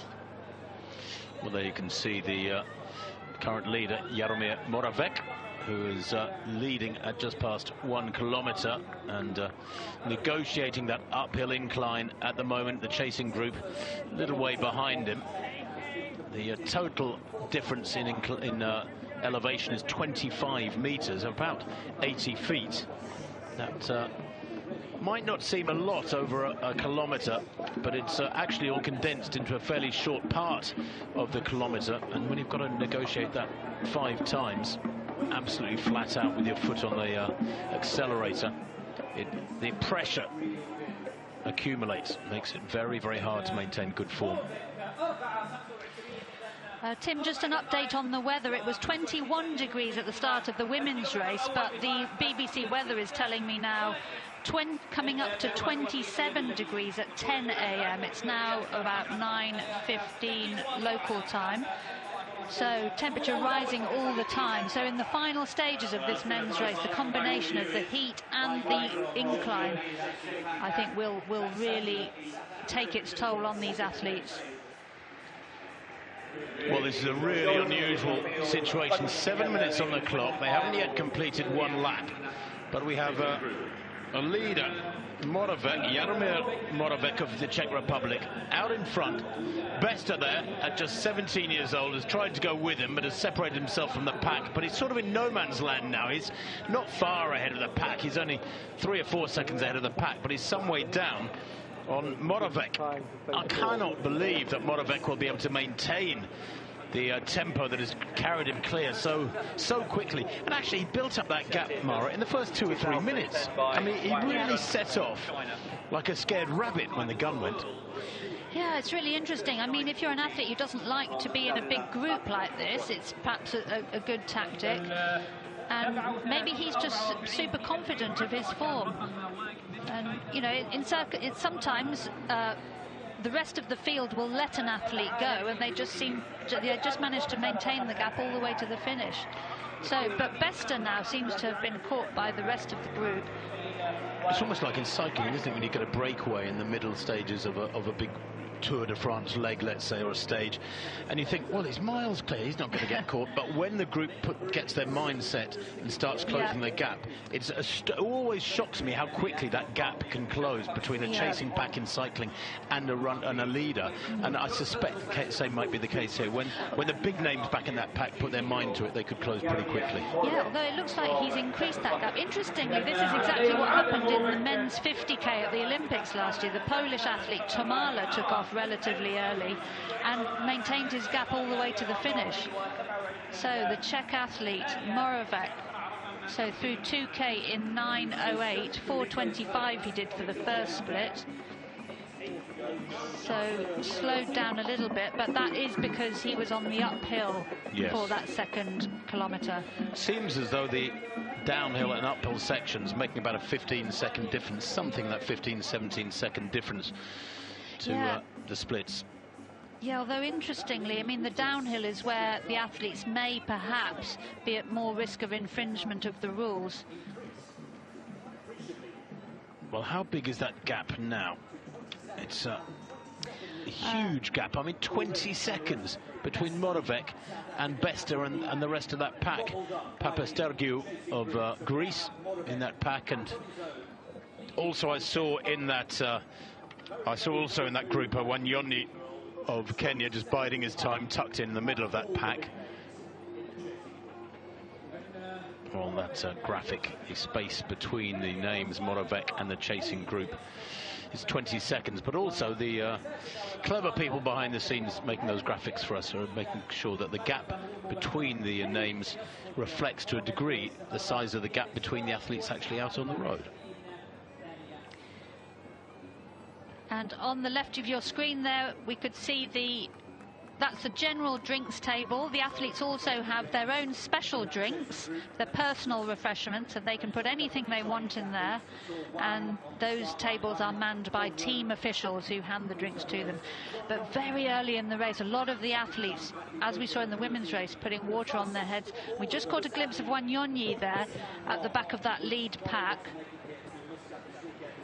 Just looking at the splits at 2 kilometres, Mara, there's 29 athletes in that chasing pack. Actually 28, because we have to discount Moravec. 28 athletes in that chasing pack. He has thrown down the gauntlet here at the face of the entire field, the best walkers in the world, and said, tell you what, try and match me. And at the moment they're all saying, no thanks, you're just going too quick for these early stages. We've got over 3.5 laps to walk. There is the Kenyan Wanyonyi towards the back of the group, and he is just biding his time. He beat a very strong field at the World Under-20s last year in Nairobi. Don't think that it was a weak field because of the pandemic or because it was in Kenya.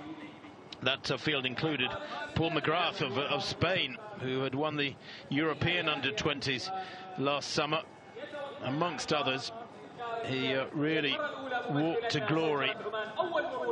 46.38 in Nairobi. He's walked on the 4th of February, a month ago, so he's had a little race just to get himself ready for this. Is Hairiston Wanyonyi, the reigning world under-20 champion for 10,000 on the track. And Moravec, a red card already, Mara, for him. Yeah, so lots of contact for Moravec, and he's been on that downhill section. I think lots of contact more likely on the downhill section, where the athletes really need to concentrate on their technique. So Moravec way out in front, but already quite early in the race, just 12 minutes into it, has a red card. But so far he is the only athlete in the field with a red card. Well, there's a bit of a breakaway from the chasing pack. I think that gap is closing.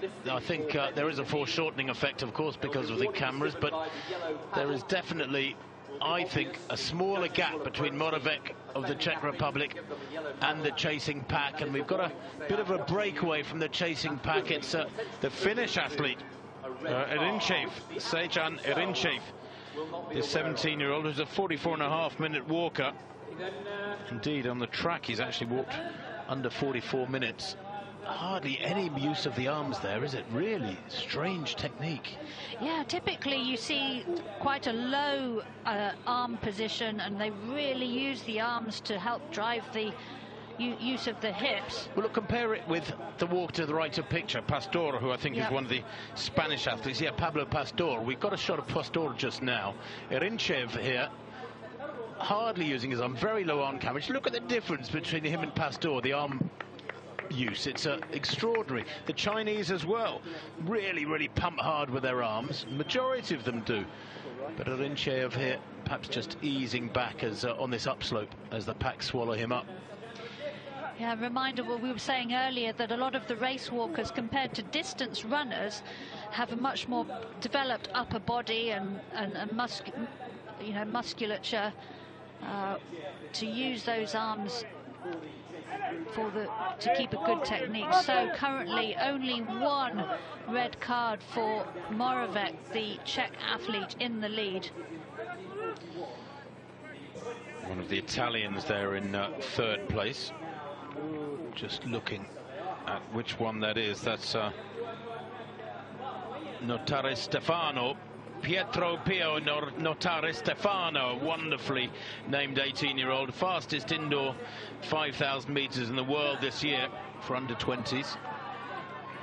And there is the chasing group. Well, it has closed. Moravec, what, about 4 or 5 minutes ago, had a 20-second lead, Mara. Now it's down to 14, and just get the impression the pack are cranking it up. And, of course, that's displayed there amply by the fact that the pack is stretching out now. They're not bunched, it's two abreast, and they're beginning to motor. And I suggest that Moravec's days at the front, his days are numbered. His time is limited. I think so. And also, as you can see, with a big group like this, it's more difficult for the judges to spot loss of contact or the bent knee infringement. But Moravec out on his own, he's very exposed to the scrutiny of the judges.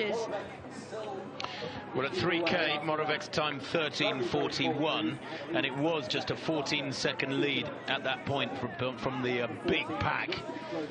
And yeah, he's blowing hard now. I think that might have been his, was it Andy Warhol said 15 seconds of glory? Everybody gets 15 seconds of glory. Yeah, he certainly looked very confident when he set out.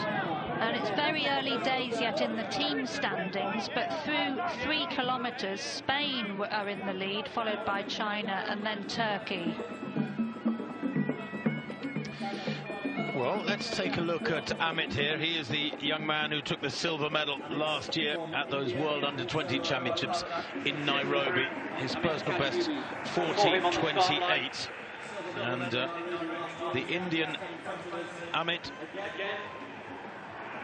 looking quite strong, and he's a fascinating character. His coach, Chandan Singh in Pune, has represented India in 2 World Championships himself, is still an active athlete. A lot of the training that he gives young Amit Khatri, the 18-year-old, is via WhatsApp. They have a great relationship, and apparently when he was a youngster, he used to lie in bed, and his father used to go out and jog in the mornings, and he used to drag young Amit Khatri out of bed and say, come on, you're going to get on with life, you're going to build something for yourself. He wanted him to be good at sport, and he credits his father with his his ability now to apply himself and train so hard. Does Khatri, the Indian, celebrated widely in India, the first ever World Championship medal for India in the walking disciplines in any category, any age group, either gender. And he's certainly one of the favourites here and giving a good account of himself at the moment. The Italians are well represented up there in the top 10 or 15. There is Wanyonyi, the Kenyan, the only Kenyan representative in this, by the way, Hairston Wanyonyi. Weigel there of Germany, beginning to suffer a little bit, has had to let go.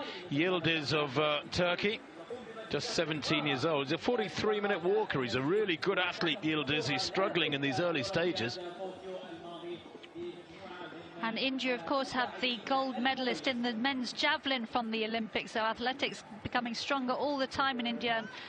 Linz of Latvia there.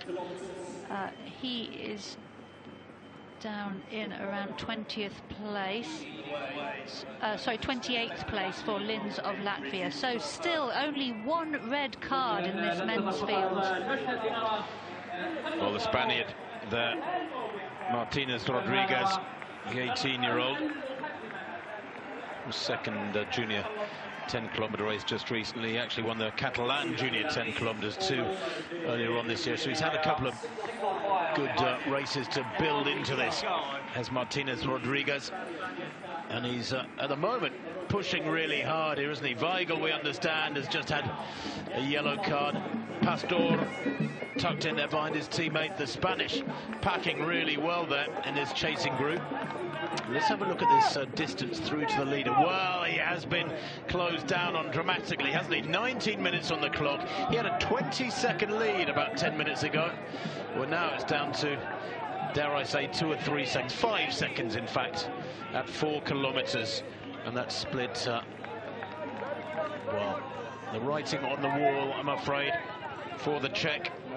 I wonder whether or not he was following coach's orders. or if indeed it was just a rather rash, independent decision and his coach is banging his head against the wall back home. What do you reckon? Who knows? I mean, he looked really confident. Maybe he felt like his heat acclimatization had gone well. You know, sometimes this is what you have to do to get a really good result. You just have to throw caution to the wind and not fiddle around in the group. But looks like the Czech athlete will soon be swallowed up by the following group, and there is Wanyonyi Wafula of Kenya, the world under-20 champion over 10,000 metres on the track, and of course the Commonwealth Games later this summer, that will also be a 10,000 metres on the track. Very busy summer coming up with the world under-20s in Cali, the World Senior Championships in Oregon, European Championships, so plenty of opportunities for these athletes. And we saw another yellow paddle there from one of the judges. So the judges can walk right across the course. A reminder that there are 8 judges covering the entirety of the course. And the chief judge, Zoe Eastwood Bryson from Australia, in charge. We just saw the 2 Peruvian athletes go through Shota 30 seconds or so ago. The 16-year-old Emmanuel Apadza having a real baptism of fire here, and his teammate Jaime Rolino Canto Alcomedo. They're walking together. There they are, but they're some way down on that main pack.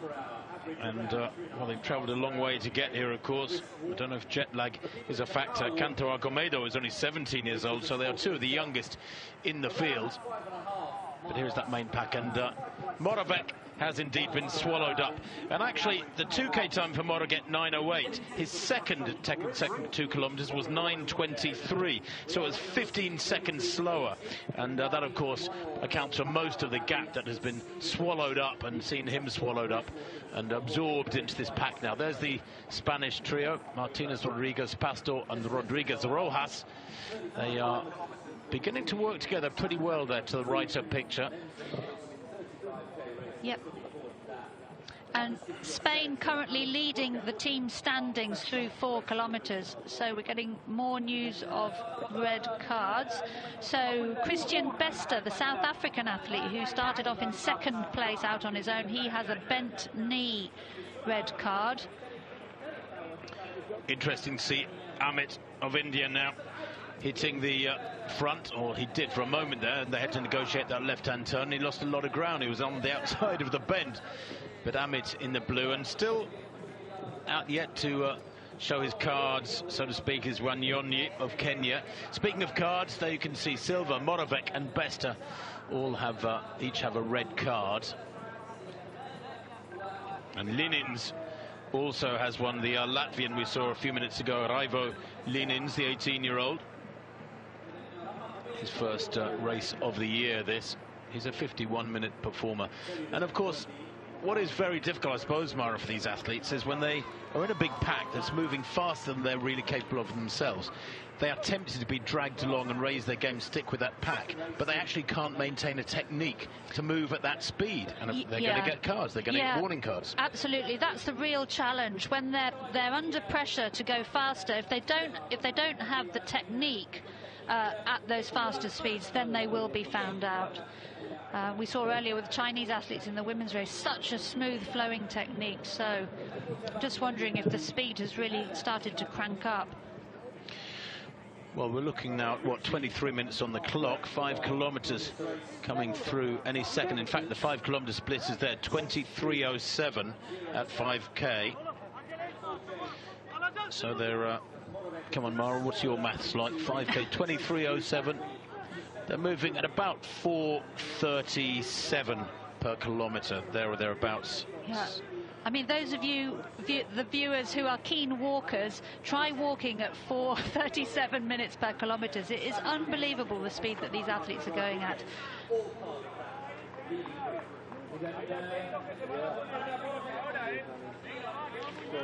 And interestingly, Silva is on 1 red card for each of the infringements. There's that lead group, quite a big pack. What about 15 strong at the moment? Demir of Turkey it is who leads. He's a good young athlete, the 18-year-old.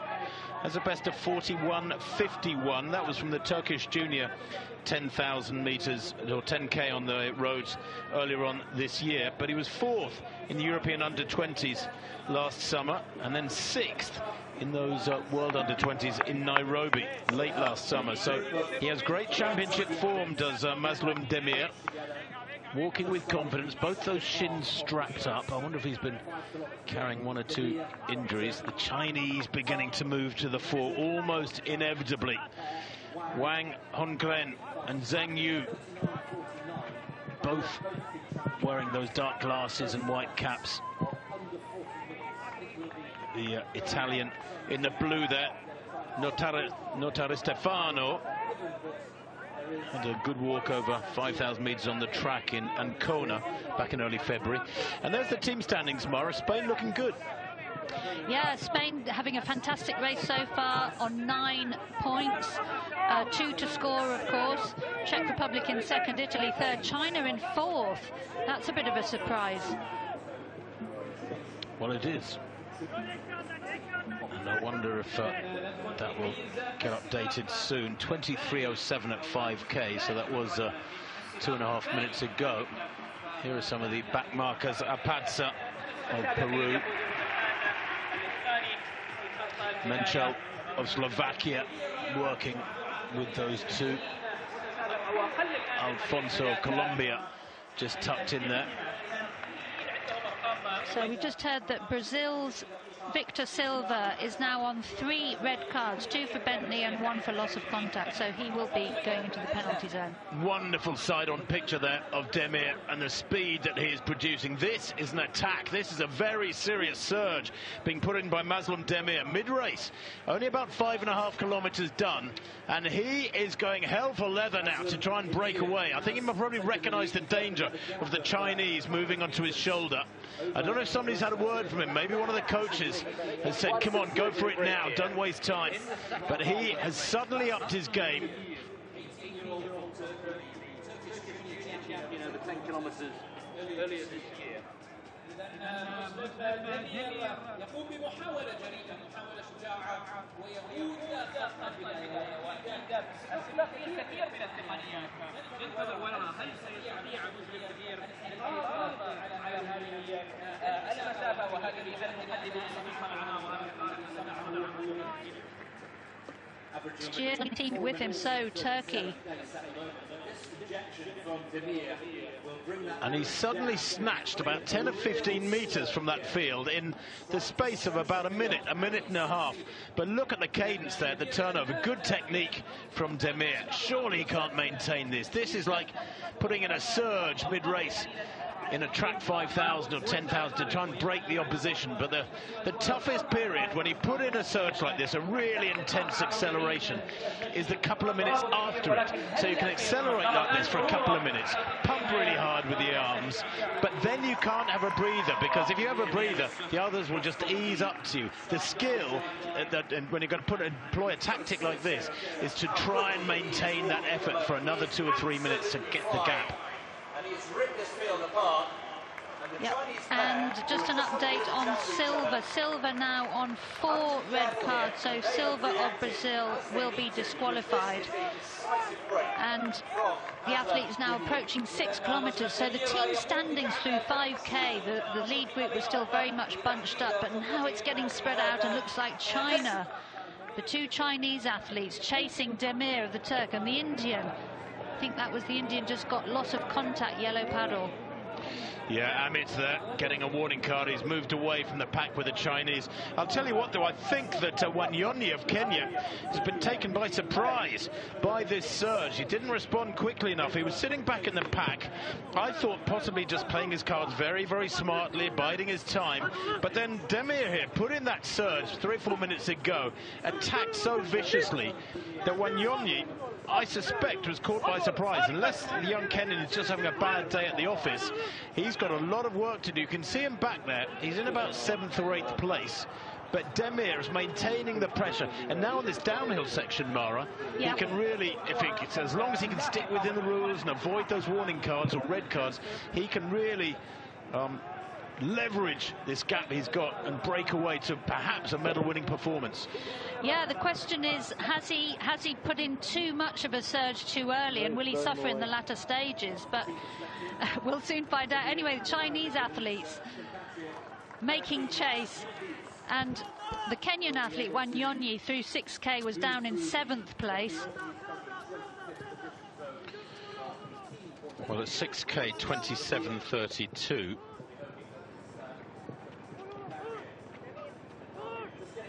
And I suspect, and there is a warning disc for Demir.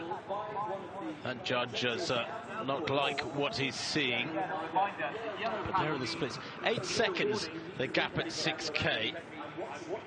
And Zheng, Wang and Amit are 4 seconds ahead of the chasing group behind them. The third group, Gianpaolo Moravec, is actually hanging on pretty well. The Czech who blasted away for the first few kilometres. Yep, and there is Silva, who's just been disqualified, the Brazilian athlete. So he had 4 red cards. Well, he seems to be taking it philosophically, there does Silva. João Victor Silva, the 18-year-old. Demir negotiates the turn at the bottom end of the course, the lower end, that is the northern end, of course. He had a good look across, didn't he, at the chasing group? Yeah, good glance across there. So Demir, good technique at the moment. So Irinchev, the Finn, on 2 red cards. Yes, and Joaquim of New Zealand, of Moravec, Kun Bolatuli, Besta and Menchel all on 1 red card. When you're on 2 red cards, you really have got to sort of ease back a little bit, haven't you? Because in the old days, you used to get disqualified. You've got 3 red cards. Now with the penalty zone, you sort of, you know, you've almost been given another life. You can get 3 red cards, and yes, it's horrible to be given a 1-minute penalty, but you're still in the fight. That's right. Yeah, it gives you a chance to complete the race and register a time. But of course, a 1-minute penalty in you know, a relatively short race, it's going to push you several positions down the order. So grimacing really hard here is Demir. Mazlum Demir on this upslope, determined to maintain the effort, glancing across there at somebody, and I'm not sure he didn't wink at them, but he was smiling, certainly. It's a half grimace, half smile, but he's maintaining the pressure. Now the question is, can he hold this through to the finish? Because that gap back to the Chinese, I don't think it's closing. It was 8 seconds at 6K with 27 minutes on the clock. He's approaching 7K. In fact, 7K 31:33. And the gap is 10 seconds. Mara, he's pulling away. Yep. So with 3K left and the 2 Chinese chasing, but Demir looks good technically at the moment. And the Chinese athletes look like they've dropped the Indian Amit. They look very calm, don't they, the 2 Chinese? There they are. They're on the upslope now. We know this. And the Chinese with Amit back behind them in 4th place. The Indian just losing a bit of ground on this Chinese pairing. Now, I wonder if that indicates that they are beginning to start a bit of a gallop here and close on the leader, Demir. Yeah, you can really see the uphill there. And just a reminder of the team standings through 7K. China in the lead. Oh, that was quick, very quick. Demir looks like he's going through a bad patch. Well, I thought he was maintaining his effort. Literally about 90 seconds ago, we saw him working really hard. But the Chinese here have effectively changed gear. I think there was a warning card being held out, and one for the Indian as well. Yep. Goodness me. But Demir trying to hang on to the Chinese athletes, but looks now like they've gone ahead. And a little grin there from the Chinese Wang. So just back to the team standings, China in the lead at 7K, Italy in 2nd on 12 points, and Spain in 3rd on 18, Czech Republic in 4th. Well, Zheng and Wang here working together. It's almost a sense of deja vu, isn't there? The Chinese pairing in the women's under-20 an hour or so ago, working together and easing away from the field in the second half. Side by side. Exactly the same unfolding here in Moscow in the men's under-20 race. Amit Khatri is working really hard. I mean, he has roared past Demir, who I think has shot his bolt, I'm afraid, the young Turk. But Amit Khatri might be heading for another medal. He took a silver last year in the World Under-20 10,000 on the track. But on the roads, he's going well as well. Certainly is. So it's all China at the moment. China have won individual gold in the last 3 editions of this event, and they are the defending team champions as well. Going back a little bit, Kai Zelin from 2010, the silver medalist, went on to win silver at the Rio Olympics. So we might see Zheng and Wang in the senior ranks in the coming years. And there is one of the Oman athletes, full team from Oman in this men's race, sadly being lapped. And here comes Wang Yonyi. Yeah, exactly. The Chinese pairing out in front, working hard, beginning to lap athletes. We actually saw an Omani athlete lapped a long time ago. Amit there goes through. Amit Khatri, the young Indian, and many in India will be roaring him on. But here he comes now, the Kenyan Hairiston Wanyonyi Wafula. He's better known as Hairiston Wanyonyi, even though his number says, his bib says Wafula. World junior champion, world under-20 champion last year on the track at 10,000. Now I wonder if he's left it a bit late, because they haven't got long to go. 35 minutes on the clock, and Wanyonyi has got a lot of ground to make up on Amit Khatri and that Chinese pairing out in front. They're working together. They're pumping really hard to try and break the Indian. And I'm sure they'll be aware, because at the turnarounds they get a good view of what's going on behind them. They'll be aware that Wanyonyi is there or thereabouts, and they'll be aware too, Mara, of his status as a reigning world champion on the track. Yeah, absolutely. He's looking pretty good to me. He's got slightly uneven arm action there, but Wanyonyi now into 4th place. Well, the fascinating thing about Wanyonyi is he said that he tried running as a youngster, but of course he found out that he wasn't good enough to be a good runner, turned to walking and became a world champion. So through 8K, Tim, Wanyonyi was 13 seconds off the leaders, the 2 Chinese, and Amit was 2 seconds down. And down in 5th place, Giampaolo of Italy, 19 seconds adrift of the leaders. 6th place, Irinchev of Finland, who's on 2 red cards. So top 5, no red cards. Well, there it is, Wafula. Wanyonyi of Kenya is 13 seconds down, and Amit here, we saw him get a warning disc just a couple of minutes ago, moving to the side to get a drink, but he is right up alongside the 2 Chinese. He's closed on them. Big acceleration from him over the last couple of minutes, and this is the battle. Now, can he split the 2 Chinese? Veikala of Finland in the women's race couldn't get amongst them. She had to settle for 3rd place behind the Chinese 1-2. Are we going to see a repeat of that here, or can Amit Khatri split the Chinese pairing? And that's a warning card, I think, for Zheng, and another one for Amit. Yeah. And Amit actually has a red card now for loss of contact, so 1 red card and a yellow paddle also from that judge we just saw there. But the 2 Chinese athletes currently on no red cards. Ditto for Wanyonyi in 4th. And Wanyonyi is motoring. He is closing, there's no doubt about it. And those Kenyan colours as they pass another of the Omani athletes. There's the team standings. China leading pretty comfortably, of course, 1-2 at the moment. Italy on 18, Spain on 20. Not that we've seen much of the Italian or Spanish athletes in the latter stages, but of course the team element just makes your efforts through the race very, very important. Even if you're nowhere near, if you haven't got a sniff of a medal, your efforts are still very important. Now, was that another? That was another paddle for Zheng, I think. That was loss of contact for Zheng. But again, the yellow paddles don't lead to red cards. Currently, both Chinese athletes on 0 red cards, but Amit really giving the Chinese a run for their money. Isn't he doing an incredible job here?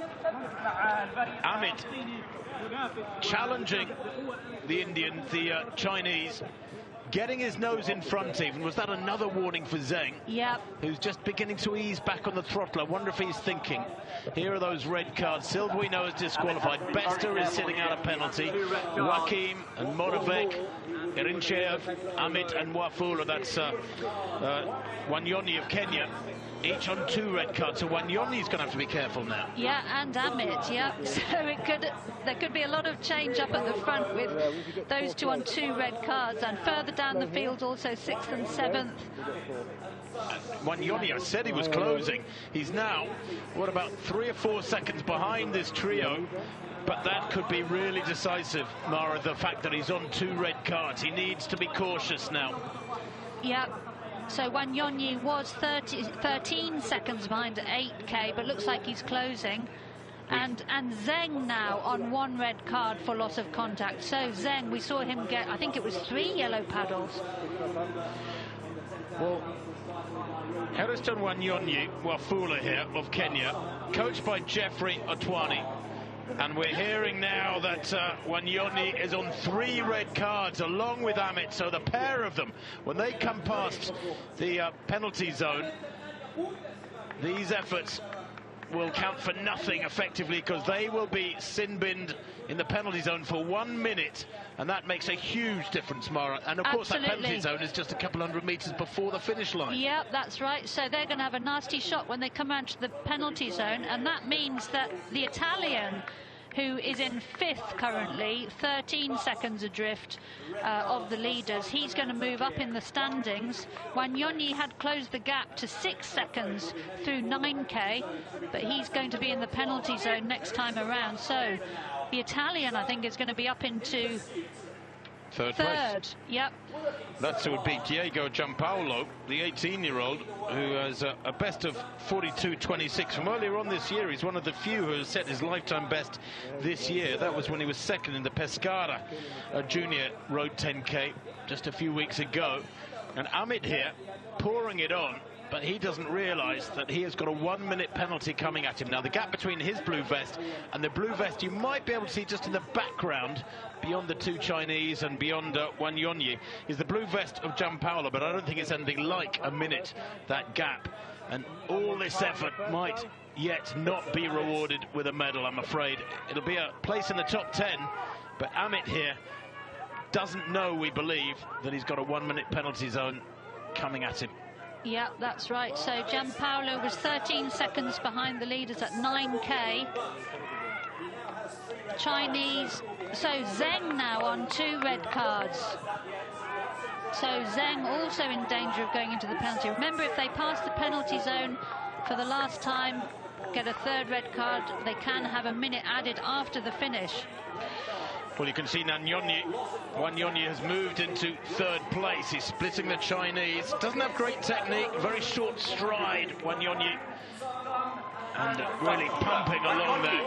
Make up your own mind as to that technique and whether he's maintaining contact with the ground. But he is on 3 red cards, we know that.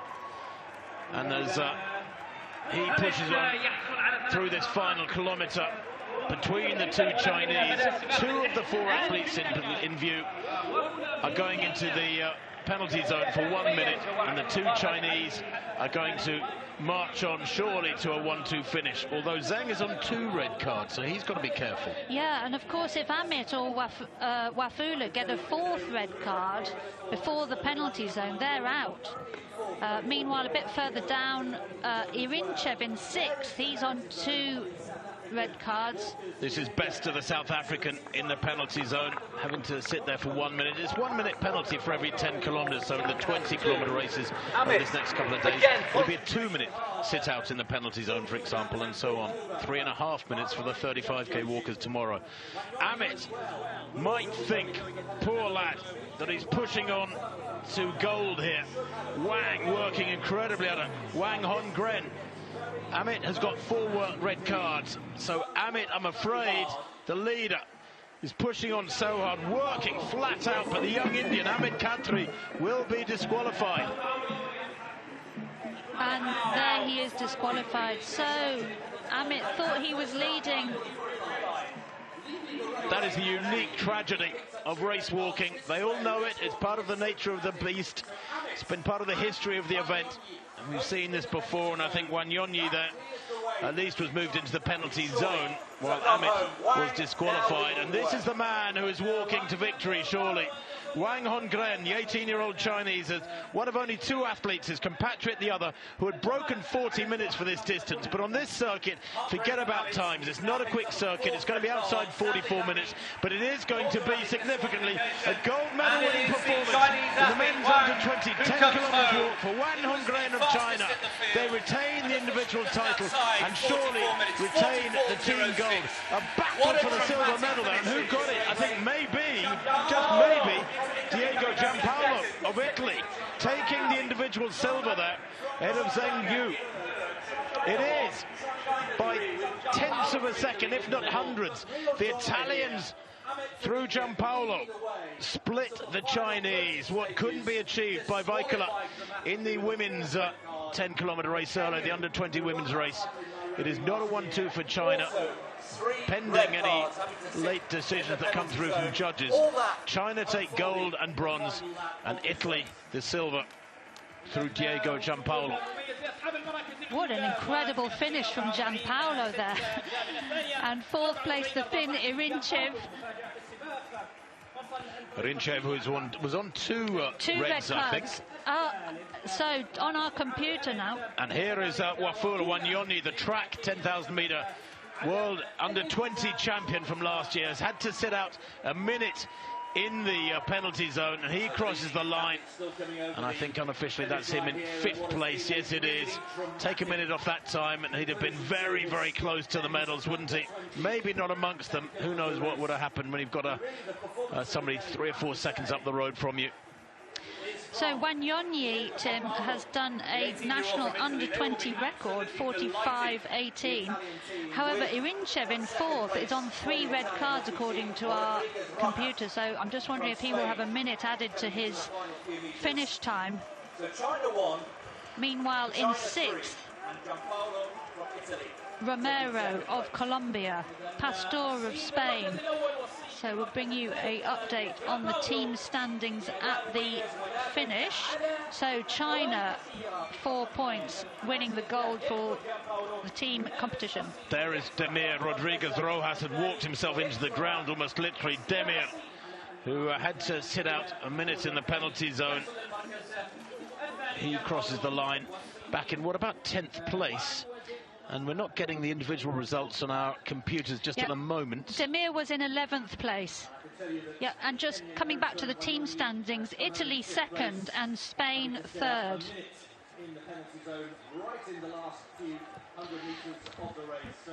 Well, that was vicious walking from the Chinese in the latter stages. Wonderfully judged efforts from the Chinese pairing. Diego Giampaolo of Italy will be celebrating with that performance, splitting the Chinese. That wasn't expected. Zajcek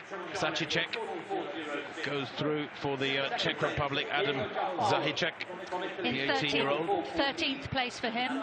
And there is those team standings.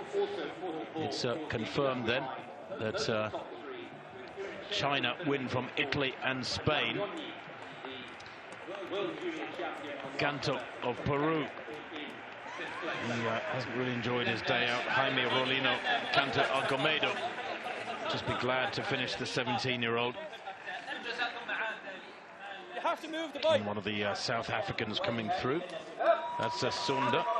In fact, the Australian, excuse me, very similar kit. Fraser Saunda, perhaps the tallest man in the race, I reckon. He's a 46.04 performer, and he finishes there in about 47.40, so that's not far outside his best. He's had a fabulous contest today, has Fraser Saunda. Well done to him. Yeah, 15th place for Saunda, the Australian. Frederick Weigel, the German, coming home in a season's best, 47.47 in 16th place. And here comes the Slovakian athlete, Menchel, coming home in 17th place.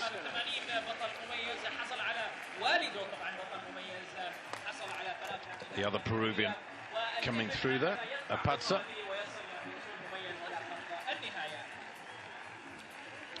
Wonderful organisation, great work from all the officials at these race walking team championships. As you can see, the ice packs out there being given to all the athletes. every single one of them getting brilliant attention as soon as they cross the line, because the officials know how tough it is out there in that heat, in the warmth. Temperature now, Mari, got an update. It must be 25, 26 degrees, I would imagine. The temperature climbing through the morning in Oman. Yeah, so 10 a.m. local time, 27 degrees according to the BBC weather, so very, very hot.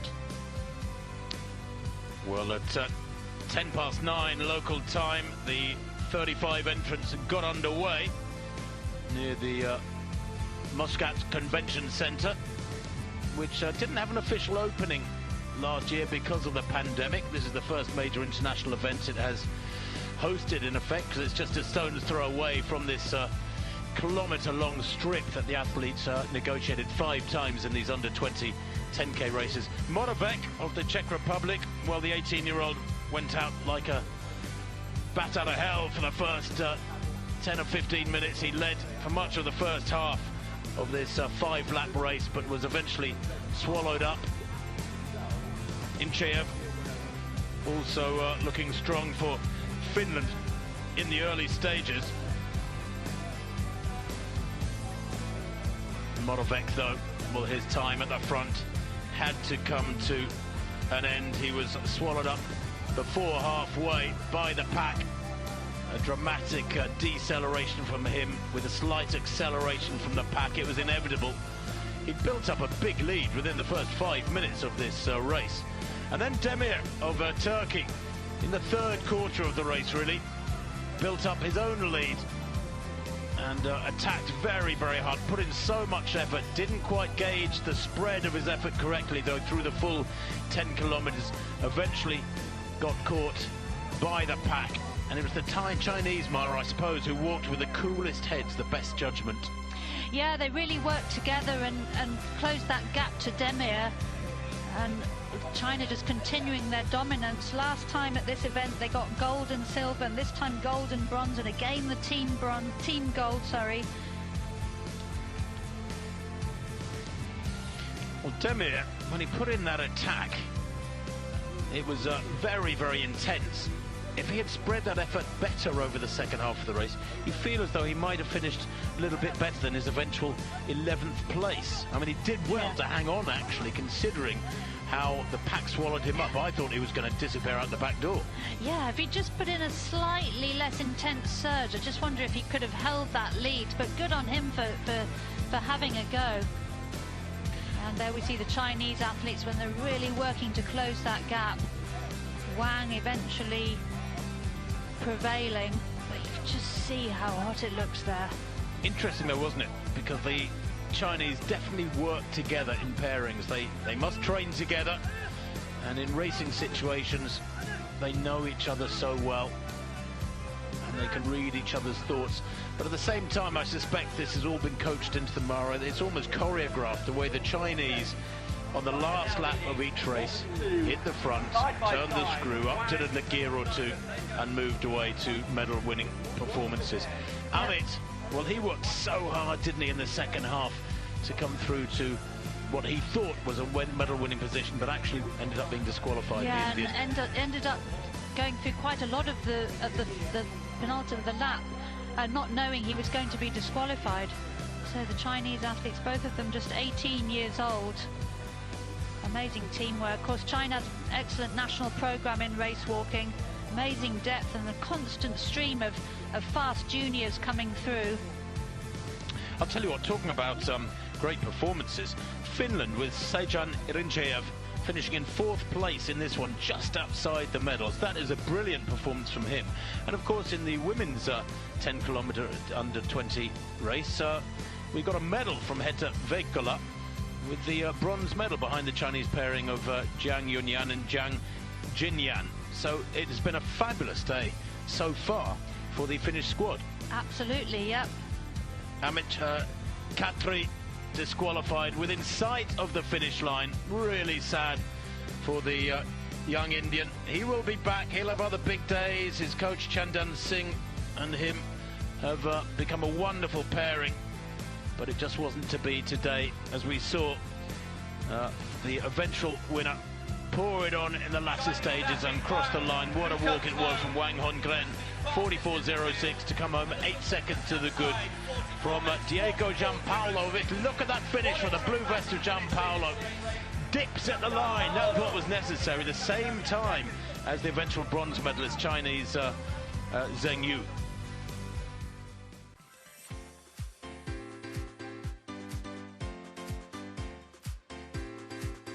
Well, we can take a look now at the top finishers. The medals going to the gold going to Wang. That's Wang Hongren.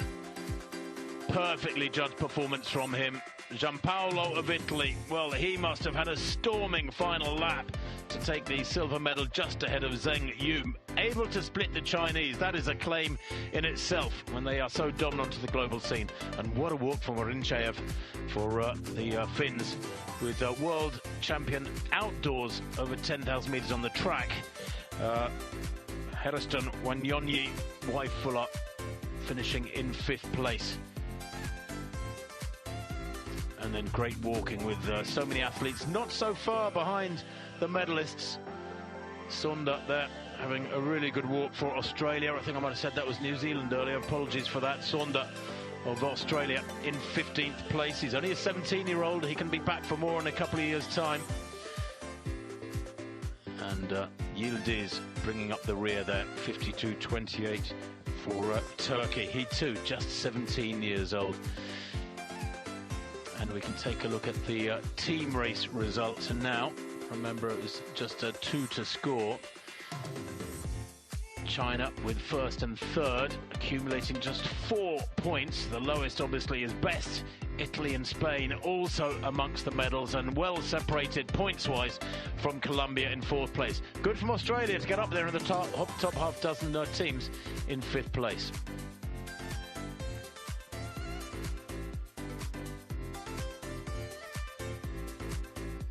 Peru, well, they've battled on for that 6th place in the team event. Well, let's take a look at what's coming up for the rest of the day. This is day 1 of 2, remember. We've had the 2 under-20 races. Later on this afternoon, 4 o'clock local time, 20 kilometres race walk for women. Yes, it will be 10 laps, twice the distance of the 2 races we've seen this morning. That will be very, very tough indeed. And of course, the temperature expected to be a little bit warmer at 4 in the afternoon local time in Muscat.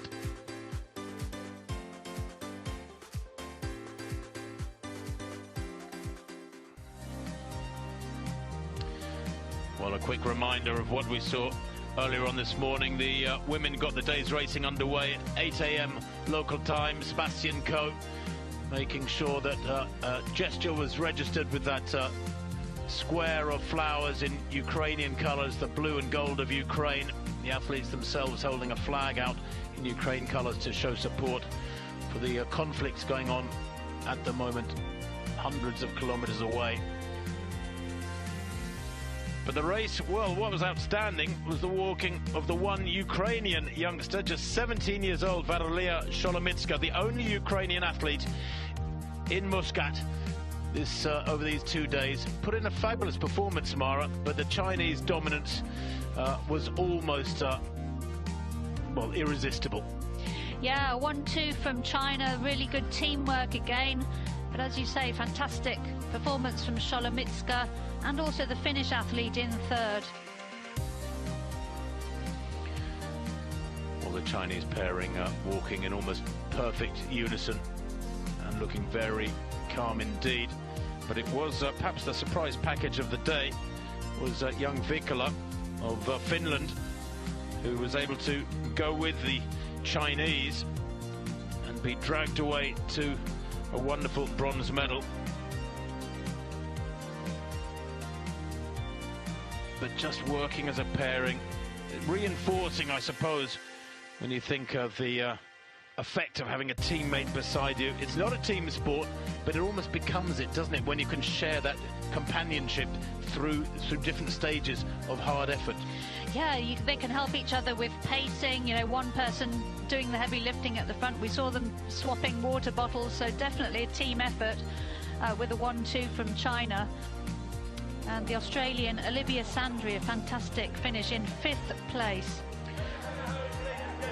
Head to Vikala, perhaps producing the surprise package of the morning with that bronze medal for Finland. The gold going to Jang Yunyan ahead of her compatriot Jang Jinyan. 47.48, 48.03, a 15-second winning margin. Jang Yunyan taking that silver. Hetta Veikkola in 48.11, setting a season's best. She's never placed anywhere near as high as this in any international competition before. Last year she was 12th in the European Under-20 10,000 metres track championships. Well, this was a different level of performance altogether, and this young lady will be celebrated quite rightly when she gets back to Finland. The 18-year-old has that precious bronze medal. 4th place, and just outside the medals, a brilliant walk from the young Ukrainian Valeria Sholomitska.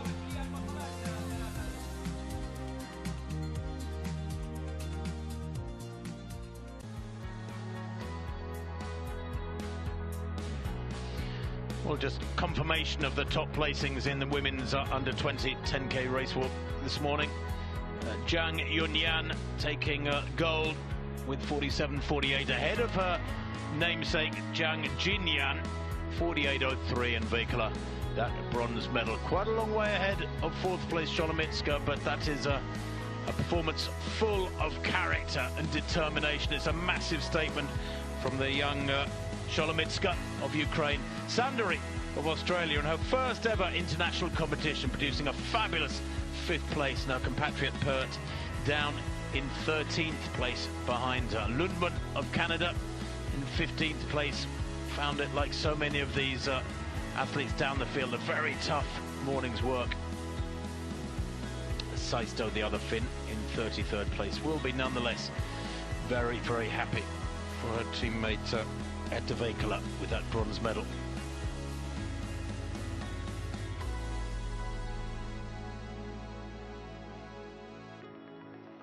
Well, we can take a look at the team results now. It was only 2 to score in each of the under-20 races for women and men. Keeps it fairly simple, and some teams had 3 competitors start, many had just the 2, and that's all it took for China. With 3 points, it couldn't get any better. That's the lowest possible score to win the team race ahead of Australia. Brilliant that from the Aussies. And Spain taking that bronze, the best of Europe, ahead of Italy, France, Finland and Poland. Well, it's been a wonderful start to these 2 days of racing. The under-20 athletes really have set the ball rolling in spectacular style. Plenty more to come later on this afternoon. The women's 20 kilometres. But from Mara and myself, Tim Hutchings, bye-bye for now.